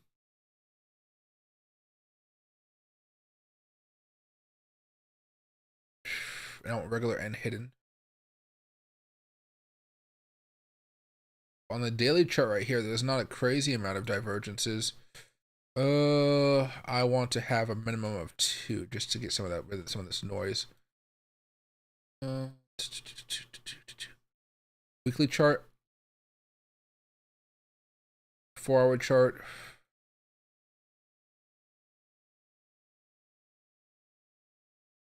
A little bit, but not much. Yeah, because we're just coming down a little bit more right now, but it doesn't look terrible. Let's see. I'm back over here. Because we are having kind of having lower, right now we're having lower highs as far as this is concerned. And lower lows. So that kind of, that makes sense, you know. We had our breakout on the stochastic. We've had our kind of a breakout. Yeah, kind of on the MACD.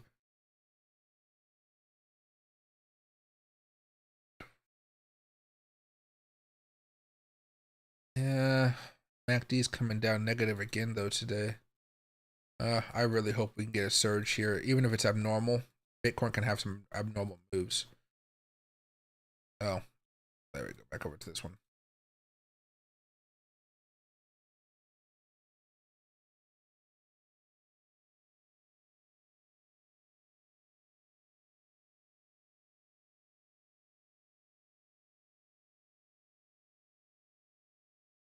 see.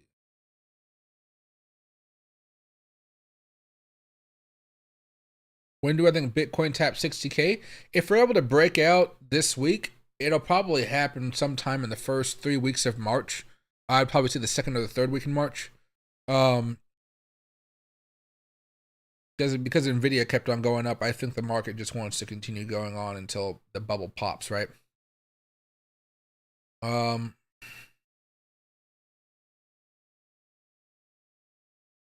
bad thing that could happen, and it's not necessarily terrible, the bad thing could be that we just continue to consolidate. And we've done this before, and I really hope we don't do it again because it takes a while. But at this point, I'm saying sometime maybe mid-March if we have a nice breakout here. That's a big if, but if we do, I would enjoy it.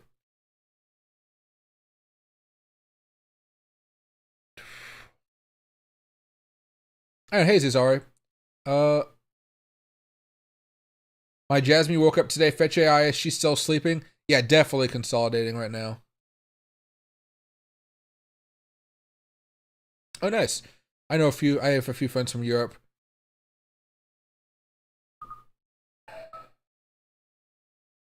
Oh, hey, Tyler, thanks for becoming a member. I know we're just having a conversation about Monster Jam, but I appreciate it, man. I really, really do.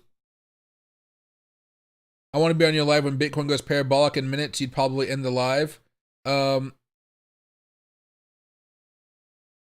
Probably not. I mean, whenever Bitcoin goes parabolic, my concern is that, okay, so this is something you probably already know, but you probably haven't put two and two together, although you probably think it's like, oh, that's that's nothing special. It's something that you guys will basically understand based off of all the information I've given you over the past few years about me. When Bitcoin goes parabolic and we have these larger moves with Bitcoin, I'm typically a little bit upset on the inside because technically I will see large moves, but again, I sell too early. So the day where all of you guys pretty much have probably not sold, I've already sold maybe like 5 or 10% before where the Bitcoin price is. So like, for example, let's say we're here right now, right? Bitcoin is dealing with this resistance all over here. I would have probably sold right over here around 48,000, even though Bitcoin made its way up towards $52,000, $53,000. And so that's what typically happens with me. I sold a lot of my swings around here. And then when we go up another one, I'm like, damn. Right? This is what happened this cycle. I didn't buy enough Bitcoin, so I was like, okay, well, I'm not chasing it. I guess I'm just going to wait. What I did is I bought altcoins. That's what I was saying. Oh, no, guys, I'm not buying Bitcoin. I'm buying altcoins. It ended up being a very good move, but not all the time do I load up on altcoins. I guess that's probably the better way to say it. So when everything goes parabolic, I'm just like, okay, all right, let's see what happens. Let me strategize. But again, I don't have to trade all the time. That's the one good thing about trading. And once you kind of go full time, you're like, I missed it, but there's tomorrow, there's the day after. As long as I pay my rent and my bills, I'm fine. I think last month, no, my bills for last month were kind of extreme crazy. I paid off a lot of credit card debt. I think I spent like $8,000 last month leaving my bank account. So that's a little extreme, but not every month do I have to pull out $8,000 to pay off bills and stuff. But yeah, I take what I need and kind of move from there. But yeah, typically I sell a little bit too early with my swing trades and then it went up a little bit higher. For me though, right now I own long-term Bitcoin. I even own all my portfolios. I only own long-term Bitcoin. My swing trades, I do not have an open long on Bitcoin right now. I don't have an open long on Bitcoin. I'm basically just waiting because I want to see that dip. And I want to see if that dip is going to come to me or not. And I'm willing to just wait for it. I'm just willing to wait for it. I'm not going to chase it. I'm just going to wait. And I don't know if it's going to be worth it to wait, but I'm just still going to wait nonetheless because I've already made enough profit off of the altcoins. Again, I wasn't expecting the altcoins to rally as much as they did, but thank God they did because I loved making that profit from them. Even during this time when Bitcoin has been consolidating like this, Ethereum still managed to move higher. Ethereum was something I was still holding a little bit of. But again, I sold my Ethereum, a lot of it right here, right? I scaled out of Ethereum a little bit because it's still altcoin at the day. But, you know, it took 1, 2, 3, 4, 5 weeks before that came back up to that price. And now it's higher. But, you know, I use some of that money, honestly, to buy altcoins. Because, you know, altcoin money usually stays in altcoin money. Bitcoin money kind of just stays by itself, usually. Sometimes I move it around. But honestly, there was also this thing here with Ethereum. I don't know if we remember talking about this. Right? Initially broke out there, made it much easier to continue on the grind. I think it was this one. No, it still works out pretty much the same if you even take off the log here. But yeah. So I was hoping we'd do a good job there. Let's go back over here. And I guess the last one. That breakout there, even though that kind of breakout was kind of funky.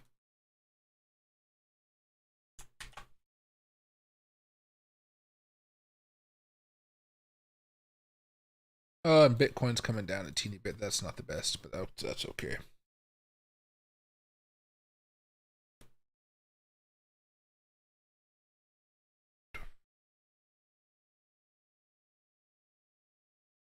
Hey Jonathan, super trend is red on my 5 minute, 30 minute, and 1 hour for Bitcoin, and my UT bot says 2 hour sell, but the super trend is still green, but usually both are green down the road, expecting it to green down to 50,362. That kind of vibes with what I'm thinking. Again, this is a very complicated time for me, right? Like, what I know about trading, what I like about trading, not what I'm expecting right now is us to actually go down below 50,000. And I expect it to be something of a larger event that kind of shakes people out before we eventually go higher. But it's making it incredibly difficult to get there. So again, I'm just waiting. I'm just being patient. There's not much else I can do with Bitcoin itself. I've been having fun with altcoins and looking at that type of stuff. And if an altcoin has a rally, or if there's a sector like we've been talking about having a rally, that's something really cool. But right now I'm just like, I'll wait, and I hate waiting. You know, I like to be trading. I like to be proactive. And the funny thing is, like, no, it's not even trading. I like to have open positions. I don't have many open positions right now. I mean, you know, in my day trading and swing trading category, my long-term category, there's a lot. Swing trading right now, I don't really have a lot. They've all got stopped out over the past few days when Bitcoin was going down. And I locked in a lot of profit. And again, I'm just kind of waiting. It's patience. A lot of patience here.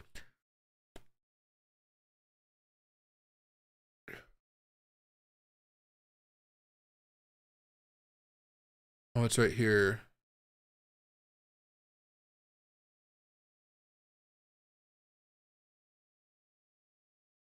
Nikki got spanked in South Carolina today. Oh, their primary. I don't know. I haven't, I don't know. She shouldn't be in the race anymore, but if she needs to be, it's her right, so let her do it. But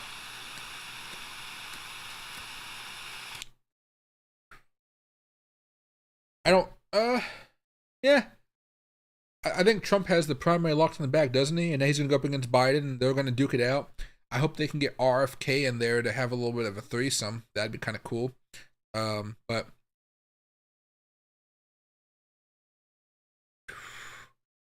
I don't know. You know, it's politics. When I'm thinking about politics, I'm thinking about Jerome Powell cutting rates early to help Biden win re-election. That's what I think about when I think about politics. Everybody kind of fending off for themselves. I usually don't have high hopes for politicians in general.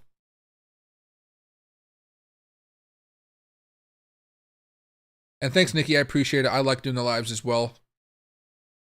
Oh, what's it here? Oh, hey, Carl. Oh, what's it here?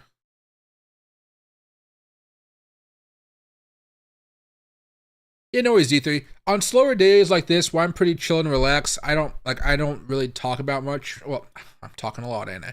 But I don't necessarily have a whole bunch of stuff. And the way that sorry, I get the most happiness from streams personally when two things are going on. It can be one or the other, or it can be both. One, it could be like the market is going very strong and it's something really cool is happening. More importantly than that, I enjoy when people are just chatting in the chat box. It's always the most demoralizing thing. So for those of the people that have been watching me since I first started the stream, something happened where it didn't necessarily notify a lot of people when I first went live. And then maybe 10 minutes after I first went live, everybody started chatting. Everybody, the regulars, all of you guys came in, and I appreciate that. But for the first 10 minutes, I did my daily, like, okay, here's what we're going to do. Let's talk about this. And then there's no talking for a little bit. And I was just like, how long do I want to stream if nobody's chatting? And that goes through my head every single time. And I'm like, maybe this will be a half an hour stream instead of an hour stream or a 2-hour stream, But as long as the chat is vibing, I feel much more of an incentive to continue talking and talking and talking. Because literally, after this, I'm literally going to take a break. I'm going to take some vitamins for the day, drink some more tea, and then I'm going to do my first cigar stream for the cigar channel. And I'm going to be smoking, I don't know, I'm probably not going to smoke that thing because I don't want to look up what the name is. I'll probably smoke an Opus X cigar. I've never had one of those before. I've never had a good one of those before, so we'll see if this one's good. And so I'm going to be streaming for like maybe another hour and a half on that one. But I can move the time along, whenever I want to. That's the beautiful thing about being a YouTuber. And so the cigar will be nice, because I know I like talking about cigars with you, but I want to keep this more crypto. And then if you guys ask me about the cigars, I'll talk about them. But when it comes to the cigar channel, I can talk about cigars as much as I want to. I can talk about anything. So if you guys want to talk about anything, like it doesn't have to be anything related to economy, finance, crypto, it could be freaking anything. I can talk about it, and I can kind of keep it on topic. Or crypto is more on crypto topic or market topic. Just chatting with the guys is a whole different mentality. Like when I do the cigar stream, and eventually I hope to have people on and just talk, and like a bunch of guys just chilling. I have a few friends that smoke cigars. May just turn into like a little show like that. Any of you guys that like to smoke a cigar, I want to just hop on one day. I'm not a guy that I don't know what you want to call it. There's no bar to to say hi to me or something. You know what I mean?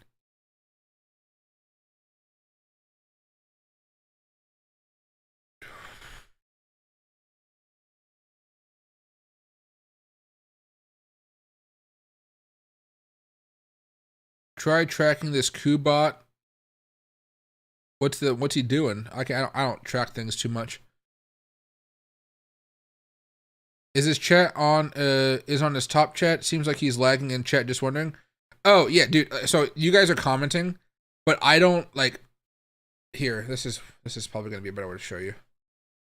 So I'm right here, like you're right here. If I scroll down, remember it takes time for me to answer every question. The new stuff that's coming over here is right there.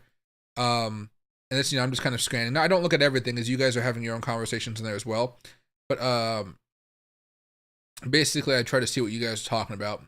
As the streams get more and more popular, as the market kind of gets higher and higher and higher, I won't be able to answer everybody's questions. In fact, it'll be very hard for me, which is why the memberships are such an important thing, because when everything gets really, really crazy and I start getting over maybe 150 people watching a stream, 200 people watching a stream, and so forth, I won't be able to respond to people that aren't members for a while. And it's not that I don't like you guys. It's just that it gets that difficult, which is why I made the barrier to the membership to be $1.99. So, it's cheap. I don't have the $5 or the $10 ones. I try not to make YouTube necessarily about the cash cowness, because you can make a lot of money from crypto on YouTube, from what I understand. Like you guys have noticed, I've never promoted a token or anything like that. You can make money. The extent that I do is I partner with exchanges. That's the extent of what I do. I think BitBoy has a really good deal with the stake people. I think it's crypto gambling stake. Yeah, he has a really good deal with them, from where I heard. You can do deals with Lux Algo and stuff. Although Lux Algo doesn't pay me, they pay me commissions and they let me use their stuff for free. But that's about it. The only reason I did Lux Algo is because when Dogecoin was going on, so many of you guys were asking about it, and I had no idea what it was or how to use it. So I talked to Sean, the owner, and I was like, hey, can I use your stuff for free and you can get exposure for it? I'll use an affiliate link and then we'll see where it goes from there. And I was like, yeah. And then he let me talk with one of his workers who knows everything about how to do it, everything. And I was like, oh yeah, okay, thank you. Now I can make a tutorial after this, because their tutorials were kind of different than the way I did tutorials. Remember, there's two types. There's the entertaining types where you kind of learn some stuff along the way, and then there's the really boring, nitty-gritty ones like me, where I try to spoon feed you every little bit of information so you can go out and you can find out and build your own strategies from scratch if you wanted to, but you know what you're doing, right?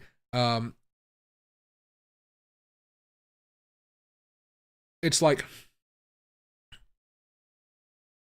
you have a computer. I'm not gonna teach you guys about necessarily in the tutorials like what a hard drive does, but I'm gonna explain to you what you can use the hard drive for, what you can use the CPU for, what you can use these wires for. That way you have an understanding to like, okay, so this is what it does, this is how I use it. I mean, that doesn't make sense though after I just said that other thing, but you get the point. I try to give you guys a more base level knowledge, then go from there. It works out pretty well. People seem to like the videos. I get lots of subscribers from those videos. I appreciate it. I'm going to be doing more of those in the future. But like a few weeks ago, I was going to do a series where I find a video online and I make their technical analysis strategies better. Like I find the strategy they're promoting and I do it better.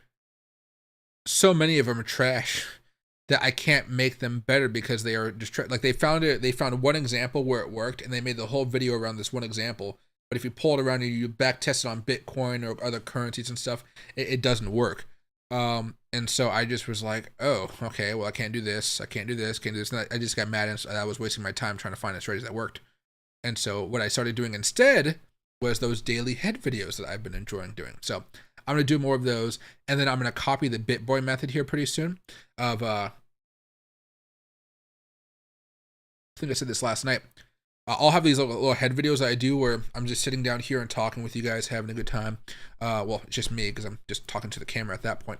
However, what I'll be doing is, if I'm driving in the car, I'll be talking in my phone and the phone will just be pointed at me.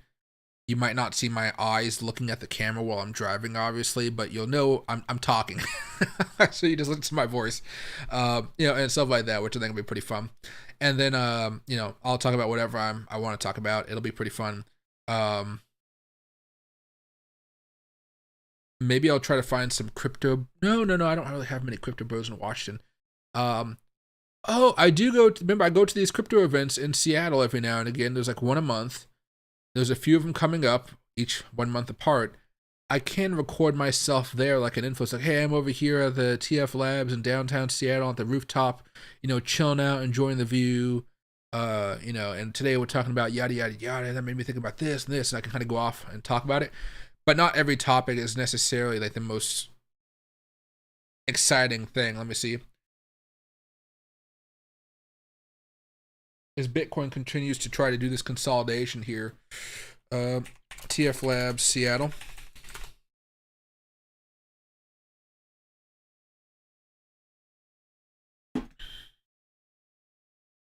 Upcoming events. Yeah, the next one is March 5th. I'll be there. But this, look at, I already have an RSVP to this one. But then there's like how to get hired as a venture capital backed startup. So this is venture capital. Crypto Day Maya. I'm going to this one. Tech and Startup Barbecue. Oh, this one's for June. Oh, I gotta sign up for all these. I've only signed up for this one. I haven't signed up for these two, I don't think. Yeah, maybe. I'm not too sure. But here, can I? Oh, there it is. Like this one is about enterprise Web3 live discussion, food and drink provided. Who doesn't like a free beer?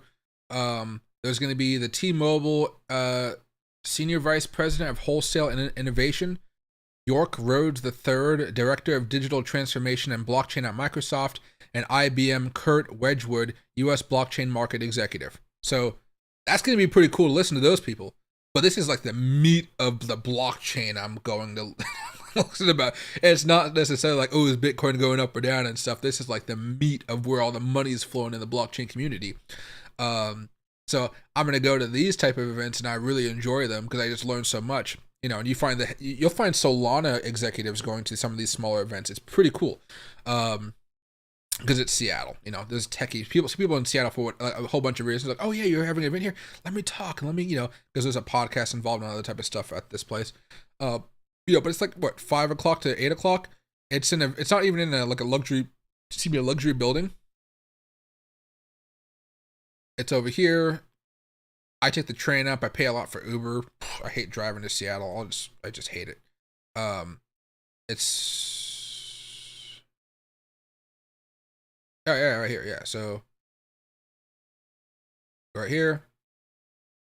Literally, it's right up here in this building. You get this whole top floor area. It's all up there. And it's a bunch of people having a chill time. Probably like maybe just one of these quadrants, maybe from here to here or something.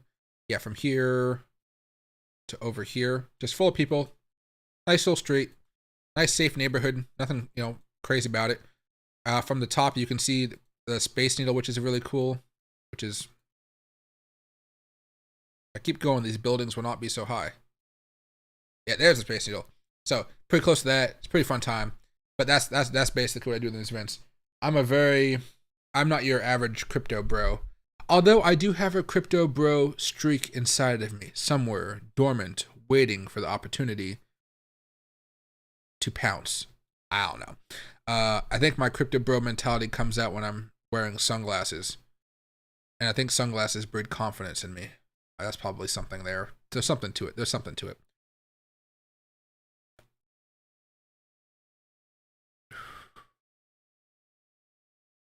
I'm still waiting for the 2 hour to come down to 50,362. Both my indicators usually agree with each other. Oh, yeah, I just heard that. Sorry. North Carolina. Oh, there you go. You guys are from all over the place. I used to ask that question a lot. Where are you guys from when I first started doing that? Because that was a good way to get engagement when you guys answer the question.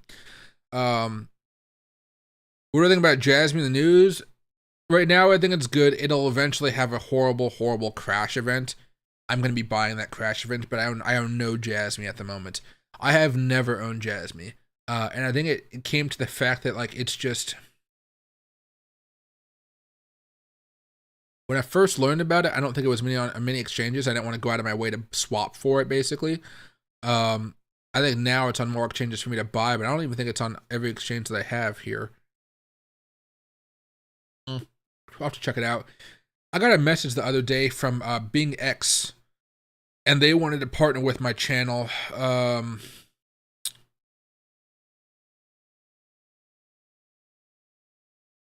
What did they say? No, they pissed me off. So you know how I don't have access to Bing X here in Washington State, out in USA. I don't have access to Bing X. And so I was telling them that, and they were like, "Oh, just use a VPN." And I'm like, "Well, I don't want to get in trouble with Washington State by using a VPN because I'm pretty sure that's breaking some type of law I'm not supposed to be doing, right?" And the guy was like, "Ha ha ha ha! It's not breaking the law. It's normal." And I was like, "I don't think it is." I was just like, it was very awkward. It was very, very awkward. And I was like, I'm not going to use a VPN. I did tell them, well, not that person. I get there's lots of agents that work for exchanges that ask me stuff, you know. What I've told other people in the past who were just a little bit nicer about it, I told them that next year I'm moving to Panama and there's no restrictions on Panama for like the type of exchanges I can do. And, you know, the laws there are much more relaxed. And so, I said, hey, just put me on your list. And, you know, if you want to reach back out to me, if you even remember me in a year or so, give me a holler on Telegram or something and I can see if I can work with you. But it's going to be a, you know, I'm going to have to check out your exchange, do all this type of stuff. You know, all that type of stuff. It's going to be a long process.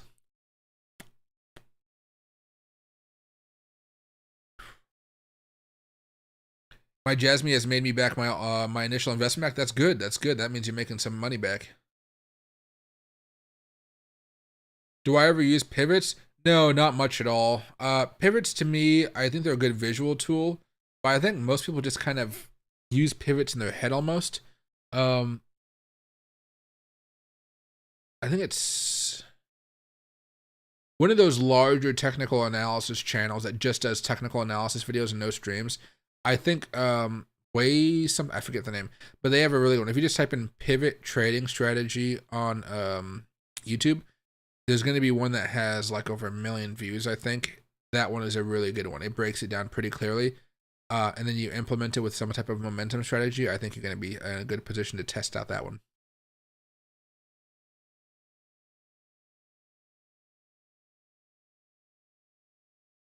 I hate politics, but I'm down with his views on crypto.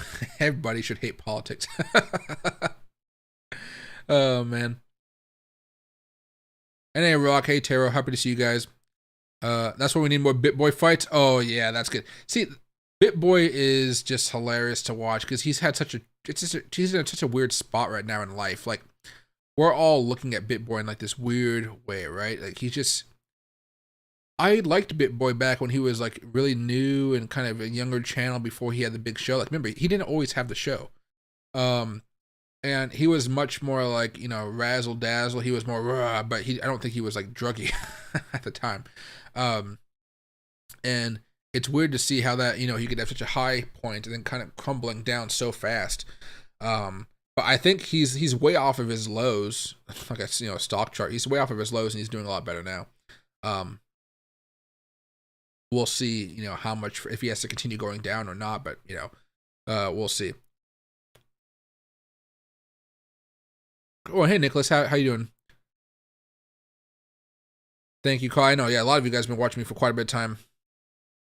What time am I streaming later on today?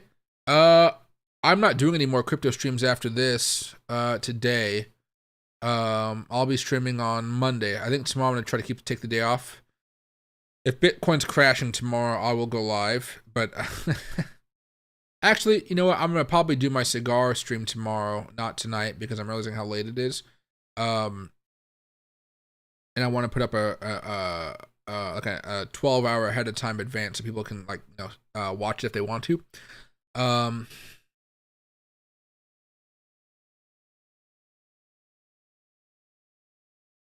yeah, I'll be streaming crypto again on Monday, I believe. Monday at 6 o'clock. I try to go around 6 p.m. every day.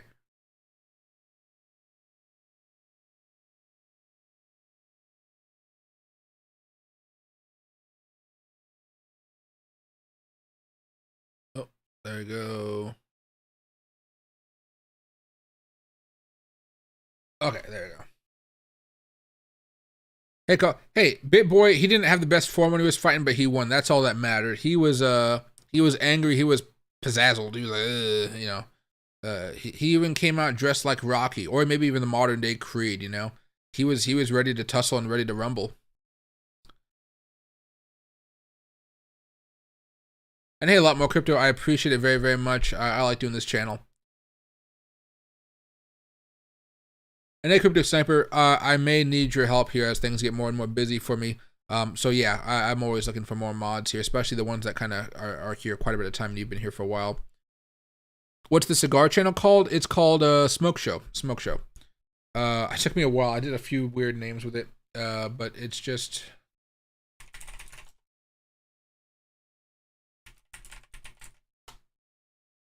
Type in Smoke Show. And I guess probably I don't go to channels. And oh, I didn't put a space in it. Channels. Was it not showing up?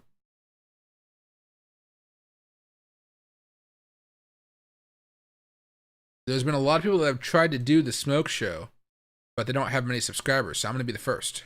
Whoa, whoa, whoa, whoa, whoa. Is it The Smoke Show? Maybe I was trying to sound profound or something. The Smoke Show. Channel. No.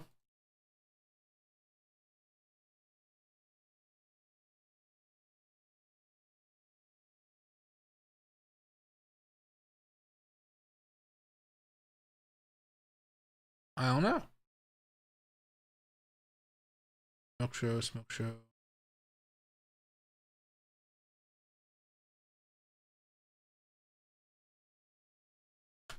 Well, it's called Smoke Show. Okay, Smoke Show. Michael.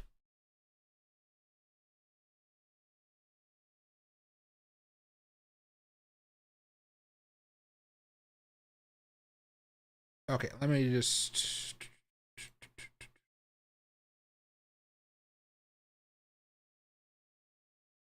over here. Let's see.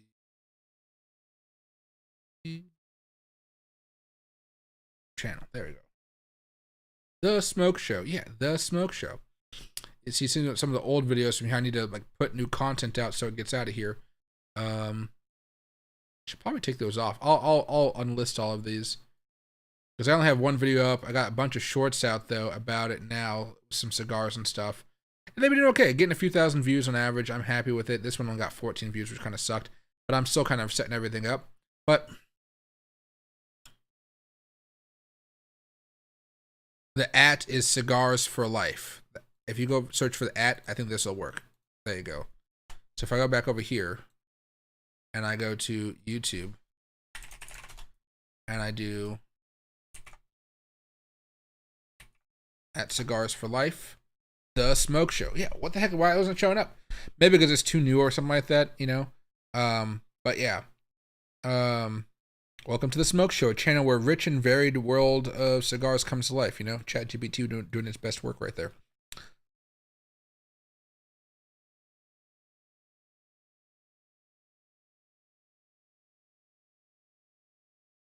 Let's see.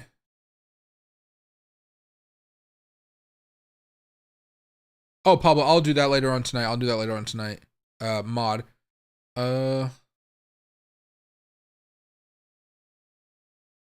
2020, I thought I was all BS. I had Dogecoin at 1 cent and sold at $3.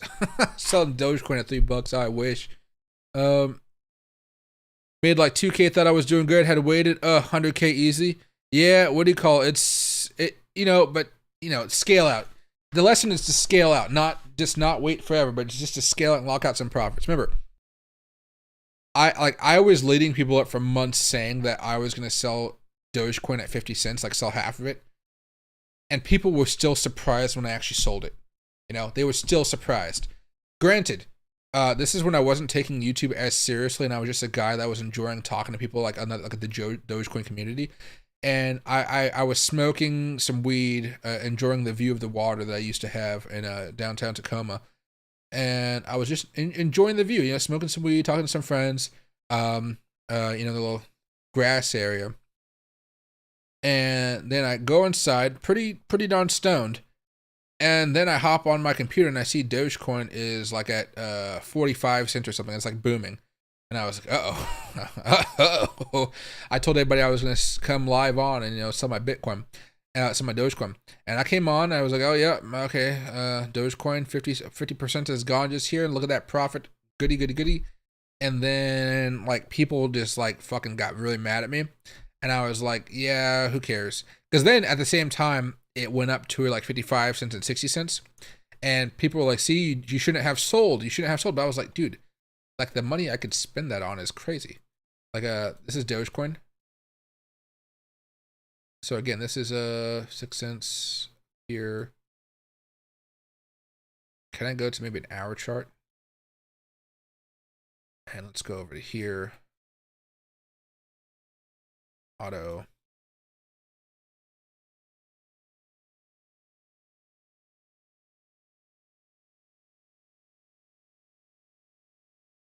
Oh, still got a while ago. Okay.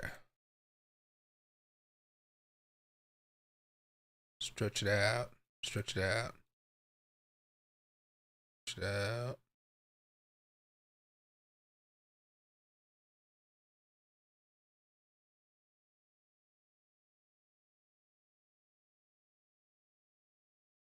is right here? Yeah, okay. Alright. So up here, 44 cents, 43. Yeah, okay. First time ever Dogecoin hit 50 cents was right here. It was on a breakout. And then it proceeded to go up. It went up 50. It went all the way up to 61 cents, crashed all the way back down to 50 within a few minutes. a few hours, and then it proceeded to go all the way up here towards 70 cents basically. But when you think about it, you know, oh, then it went even higher over here, you know, 50% right here, 10% right here, and then I don't think I actually saw, oh, did it go? Oh, yeah, it did. Yeah. Another 10% right here. So, you know, I'm left with some Bitcoin left because I was going to sell the rest as it went up higher. Some Dogecoin left, excuse me, Jesus. But you know what? When you zoom out, I am, and let's go to the daily chart for Dogecoin. When you zoom out, and you think that, you remember that I bought my Dogecoin at 0.0024, which is like somewhere down here. Oh, it's even behind my head. You know what? I'm pretty happy with that.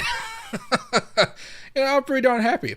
And this is why I was fine with keeping the rest of my Dogecoin without selling it, and even adding more as it went down, because the profit from here to here was good. You know, I bought the new entertainment system for me. It was really nice. I set everything up for my mom because she couldn't really do much at the time. And so, you know, looking back, it was really, really good. At the time, I was like, did I sell too early? What did I do? What's going on here? You know, everybody was betting on $1, so I was like, well, why not like go way below that? Because typically we don't get lucky like that where the main goal is met. Sometimes we do, other times we don't.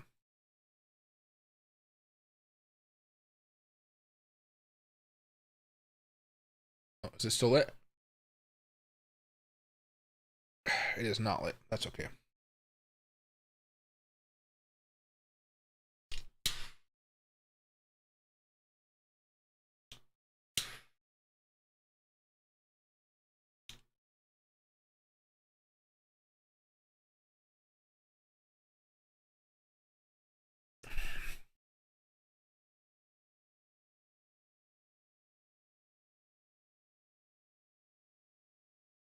Can I do a bit on the guy that paid 10K Bitcoin for 2 pizzas? LOL. I could probably try to do a short video of that. I've been trying to figure out how to be more humorous in my shorts, but I think I can. I got to figure out how to do jokes. A natural joke is pretty easy for me. I just enjoy talking with people. You know, I meet at the bars and whatnot. Doing a pre-planned joke, it feels so cringe because I understand, like, remember, ADHD. I'm just situationally aware of what exactly is going on. Like, I am looking at myself, like, out of my personal body. I'm looking at the corner of the room. I see just me doing all this crazy stuff in front of a camera, and I'm just like, what the fuck is going on here? But, yeah, I'm going to try to do some more of that humorous stuff here pretty soon. I used to really like Ben, but I think the steroids and other substances really changed him last year. Yeah, plus, you know, he lost BitBoy. Like, you know, BitBoy is... Hold on.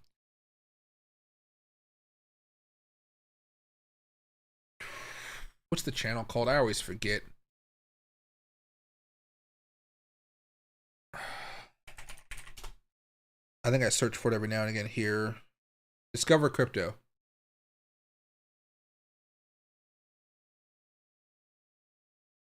All right, discover crypto, find from freedom through crypto. It's these guys, and I remind you guys, they are still losing like 10,000. Oh, my head's blocking it. You know, they lost 10,000 subscribers between January 13th and January 19th. Or, you know, really, they lost 10,000 subscribers between November and January. They're not gaining subscribers. They're losing subscribers, losing subscribers, losing subscribers. Their total views are going down more and more and more and more and more. They have quite a few views, right? But it's just not enough to kind of keep it up because BitBoy, in the past, remember, BitBoy's, you know, 16 million views, you know? A little bit of a surge. Most crypto creators are having much better rebounds at this point. You know, there are people like me who my data is a little bit more weirded out because of the fact that I had the Dogecoin stream, and that Dogecoin stream was just freaking insane. But you know, you can see I'm gaining at least 100 subscribers every few days. Yahoo! But, you know, see how freaking wonky mine is? And this is because a lot of my streams, like this is -5 million. It's because I took down some of my streams because they're like, if you guys don't remember, like every now and again I'd have music playing in my stream.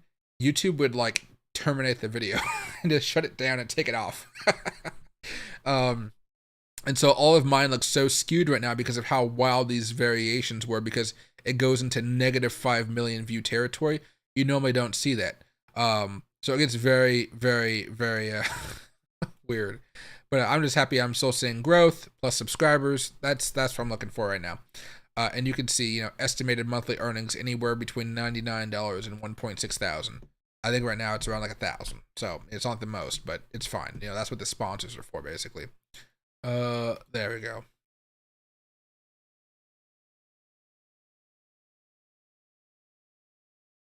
Oh, thanks, and I appreciate it. Cigars for life. um,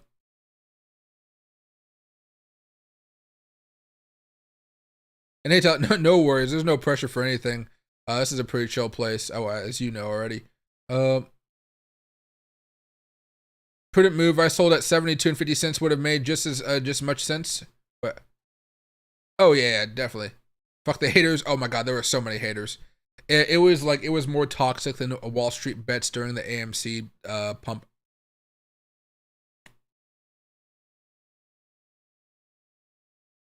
I think sometimes we forget that we really did see hedge funds just get destroyed just from retail traders just like saying F you to them. And just like, oh, you're shorting this? Let's go buy that.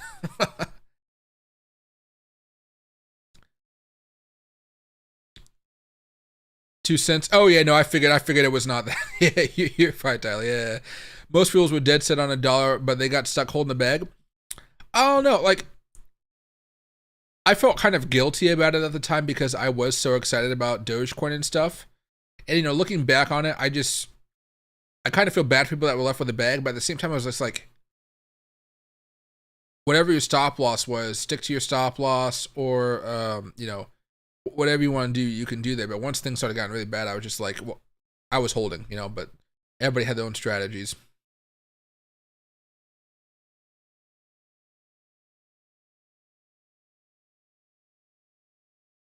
So he could have avoided being Bitcoin pizza boy if he just knew some basic TA. Yeah, I mean, maybe even just some more research on the blockchain itself and what was going on there. The crazy thing is he just never went back to buying a bunch more Bitcoin, though, you know? Like, he sold all of it and just gave up, and he never even thought about buying more of it.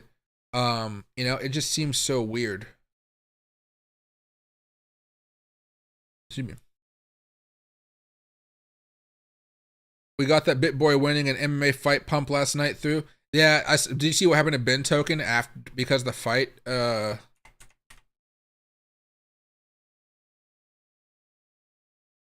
It's still up a little bit. Now, it did have a pump. This pump was pretty good. It was like 60% or something. Yeah, 60%. Since the top of that pump, it's pretty much about 22% down. But it's still higher than where it was. You go over here to the daily chart. You know, it wasn't necessarily doing great. You know, so Ben's banking a lot on this token to make him money and make him a lot of money in the future. But, this is much harder because of his lack of reach. Like, you know, BitBoy, his channel is doing much better than the Discover Crypto channel. We go over here to Ben Armstrong Crypto. Right? Subscribers. With all that publicity, he only got 200 subscribers yesterday. Right? That's not necessarily a lot. But he's getting a lot of views. His subscribers have gone down a lot because basically he had a really good opportunity to go viral a lot, because if you go from another platform to YouTube and you game the algorithm, you're like, okay, I'm on YouTube, everybody come follow me, subscribe. YouTube will think I'm like a new thing is happening, you know? It'll push that video out more. But as soon as YouTube realizes that these people just like, he's not growing, like more people aren't coming from the outside, it kind of like squeezes down his audience a little bit. Like, these are the people that want to watch him. We're going to stick to that. He's still growing though. He's still good. Don't get me wrong. But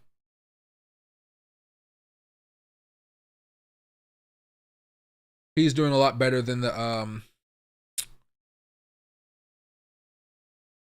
Discover Crypto guys. Like, let me go back over here.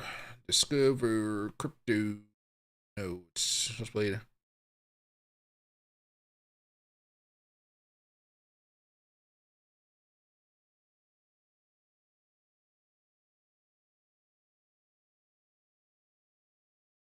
Right? 1.4 million.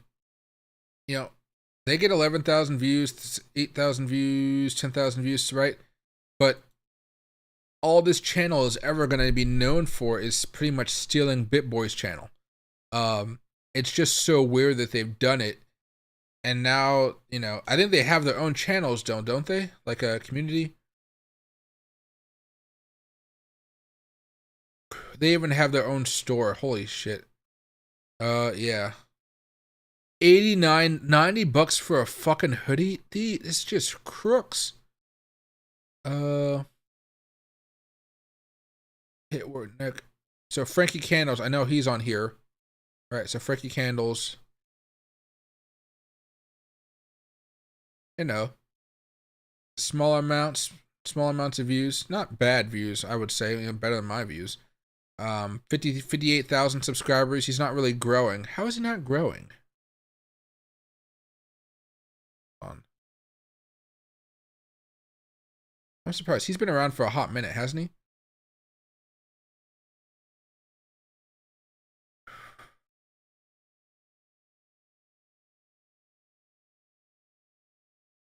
Yeah, he's not getting many subscribers. That's interesting. Monthly gained videos. This is from the 22nd of April. Okay. Oh, yeah, that is interesting. His subscribers are I think honestly, the Bitcoin thing divided a lot of people in the crypto community, and I wonder if it just hurt some of the algorithms around YouTube and social media. But some of these people have really big Twitter pages. Like I'm just now getting into Twitter. Thank you guys for helping me break 500 followers. I appreciate it a lot. But you know, I'm still getting used to having to tweet a lot and stuff because it's just not something I do. It's actually like a struggle to remember, hey, I should go tweet. Hey, I should be looking on or X quite a bit of time. I look on there every now and again, like maybe in the morning, but it's for me to find news, not necessarily to share my opinion, but now I'm sharing my opinion, you know, sharing my thoughts.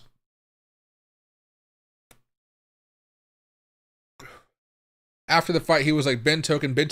Yeah, but it wasn't Ben Token. It was like, Ben Token. Ben Token, I'm just so happy. This means a lot for Ben Token. It's the best time of my life. Ben Token. You know, that's how he was saying it. And I was like, what the he was really tired. But he did get that street cred. He did get some street cred from that last night. Because most people paying attention have already been in the game. People who have been around know what BitBoy is. Yeah, that's true. Yeah, that whole group. I don't know. See, I was never a guy that actually. To this day, I've never actually watched a full show of the Bitcoin show. I watched Ben a long time ago, and I just pretty much I don't watch many shows. Like I'm subscribed to a lot of people, and I'm trying to force myself to watch these people talk, but I just normally don't, because none of these people are anything like me. Like even the people I like, you know, like Tom Crown. I talk with him all the time, mostly about like YouTube algorithm stuff and how he's like, you know how Tom's doing long form videos. I was showing him my long form dad. I was like, yeah, try it out. It's good. Now you see Tom doing long form, and I'm happy that he's getting some views from it. And so, you know, even with like Tom, his style is different than mine. So I'm just trying to figure out, like, I'm trying to be able to watch other people's videos. Tom isn't that bad to watch for me because he's actually doing some technicals and showing some stuff off. He has a nice little kind of techie intro that comes in. Jordan Cameron, he's entertaining, but for me, it wears down so fast because it's not my type of humor. But I really want to hear his opinions on the charting data.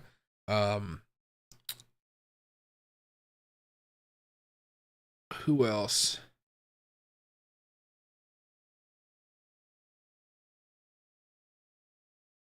The Humble Trader. I watched a couple of her videos.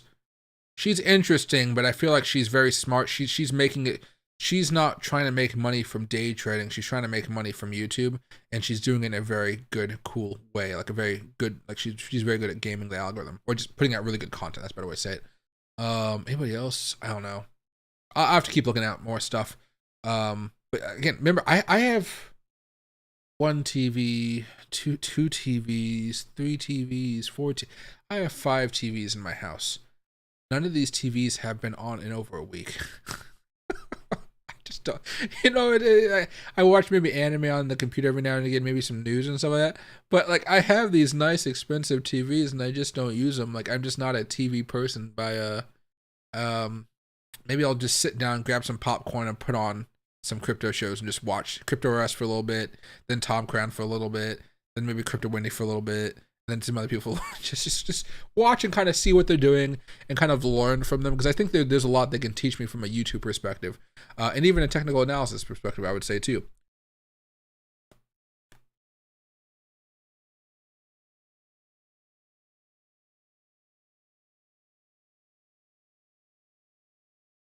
Nicky B love Frankie. Yeah, exactly, right. He's been, how do I even say it? He's a grinder. Like, he just grinds it out, but he's a good personality. You know what I mean? He's very, like, besides technical, he's good at that, but just a good personality out there.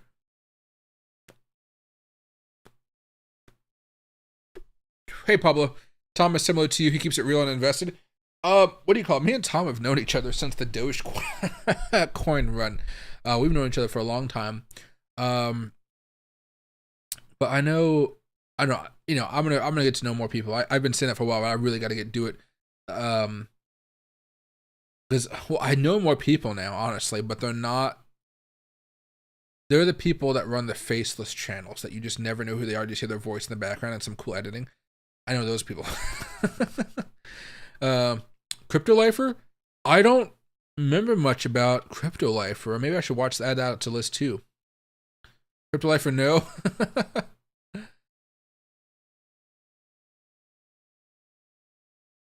I started watching Crypto Wendy as well. Yeah, Crypto Wendy, she's entertaining to watch.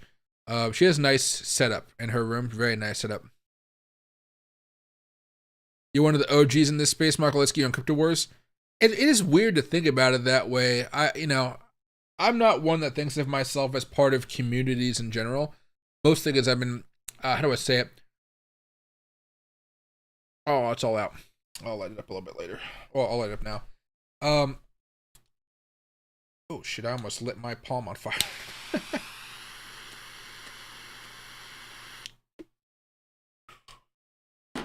I know I've been in this space for quite a bit of time, but throughout my life, I really have not been part of many communities, I would say. Now in the crypto, I'm getting there. I'm a late bloomer, you know? I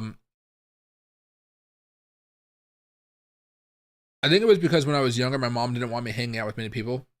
Like, remember, when I was younger, I grew up in the ghetto, and my mom wanted me to read books, get smart, get out of the ghetto type of mentality, which, I mean, it worked, don't get me wrong.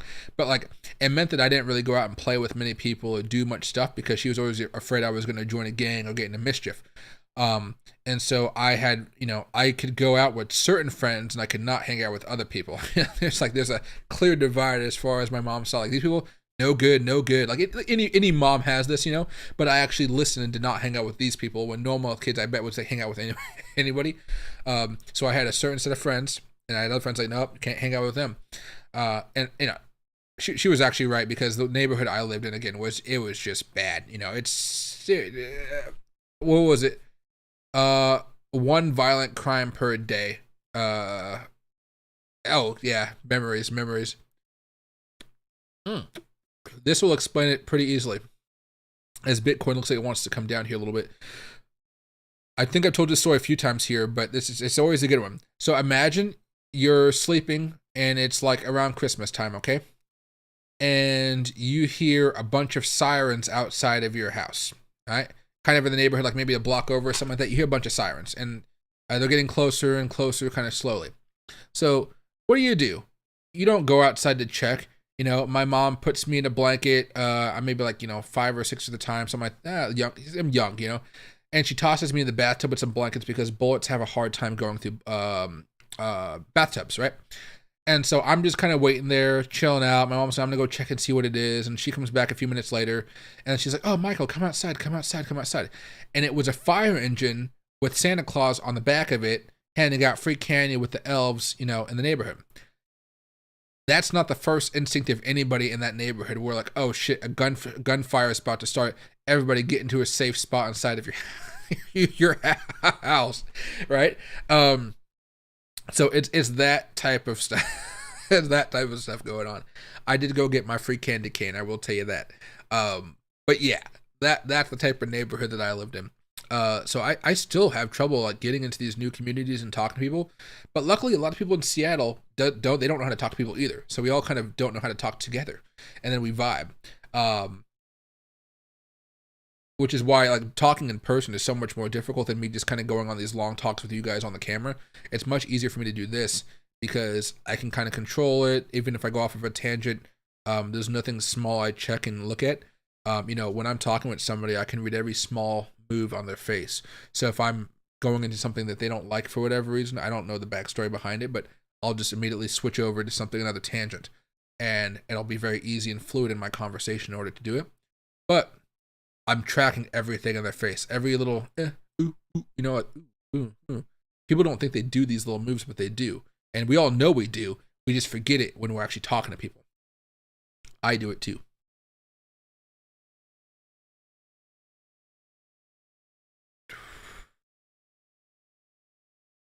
Crypto down under is great, but he hasn't been live as much recently.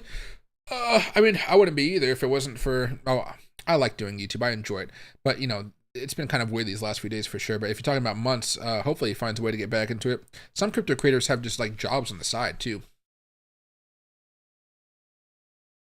Lifer is weird and always thinks it's going up 100% all the time. Oh, that's just for views, yeah. Crypto banter. I got Michael up in his feels. I know, right? Back in the time. Sleazeball, yeah, definitely good mom. Had to refresh, missed a bunch of comments. Oh yeah, I know, right? YouTube is kind of weird sometimes. Let's see. JC and his uneven butt chart. Oh geez.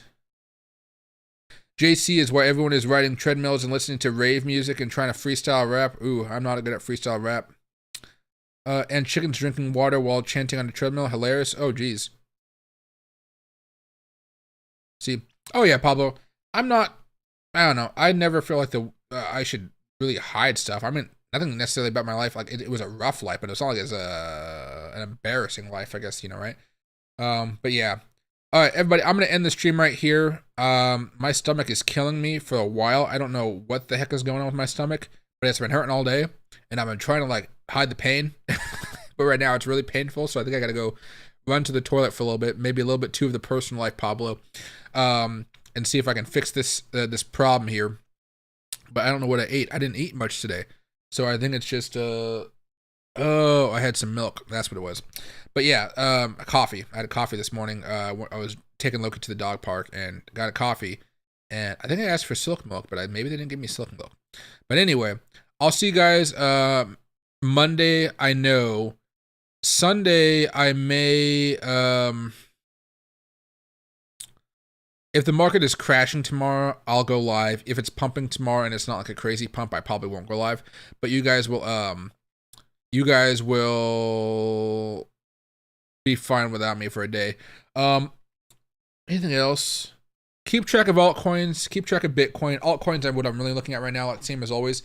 But I'm still just kind of like undecided about what's about to happen next. I still feel like we're looking for a dump, like a small dump, but at this point the charts are saying, Michael, you're wrong. So we'll see what happens. See you guys a little bit later, and I enjoyed talking with a lot of you guys for a good amount of time here. Thanks.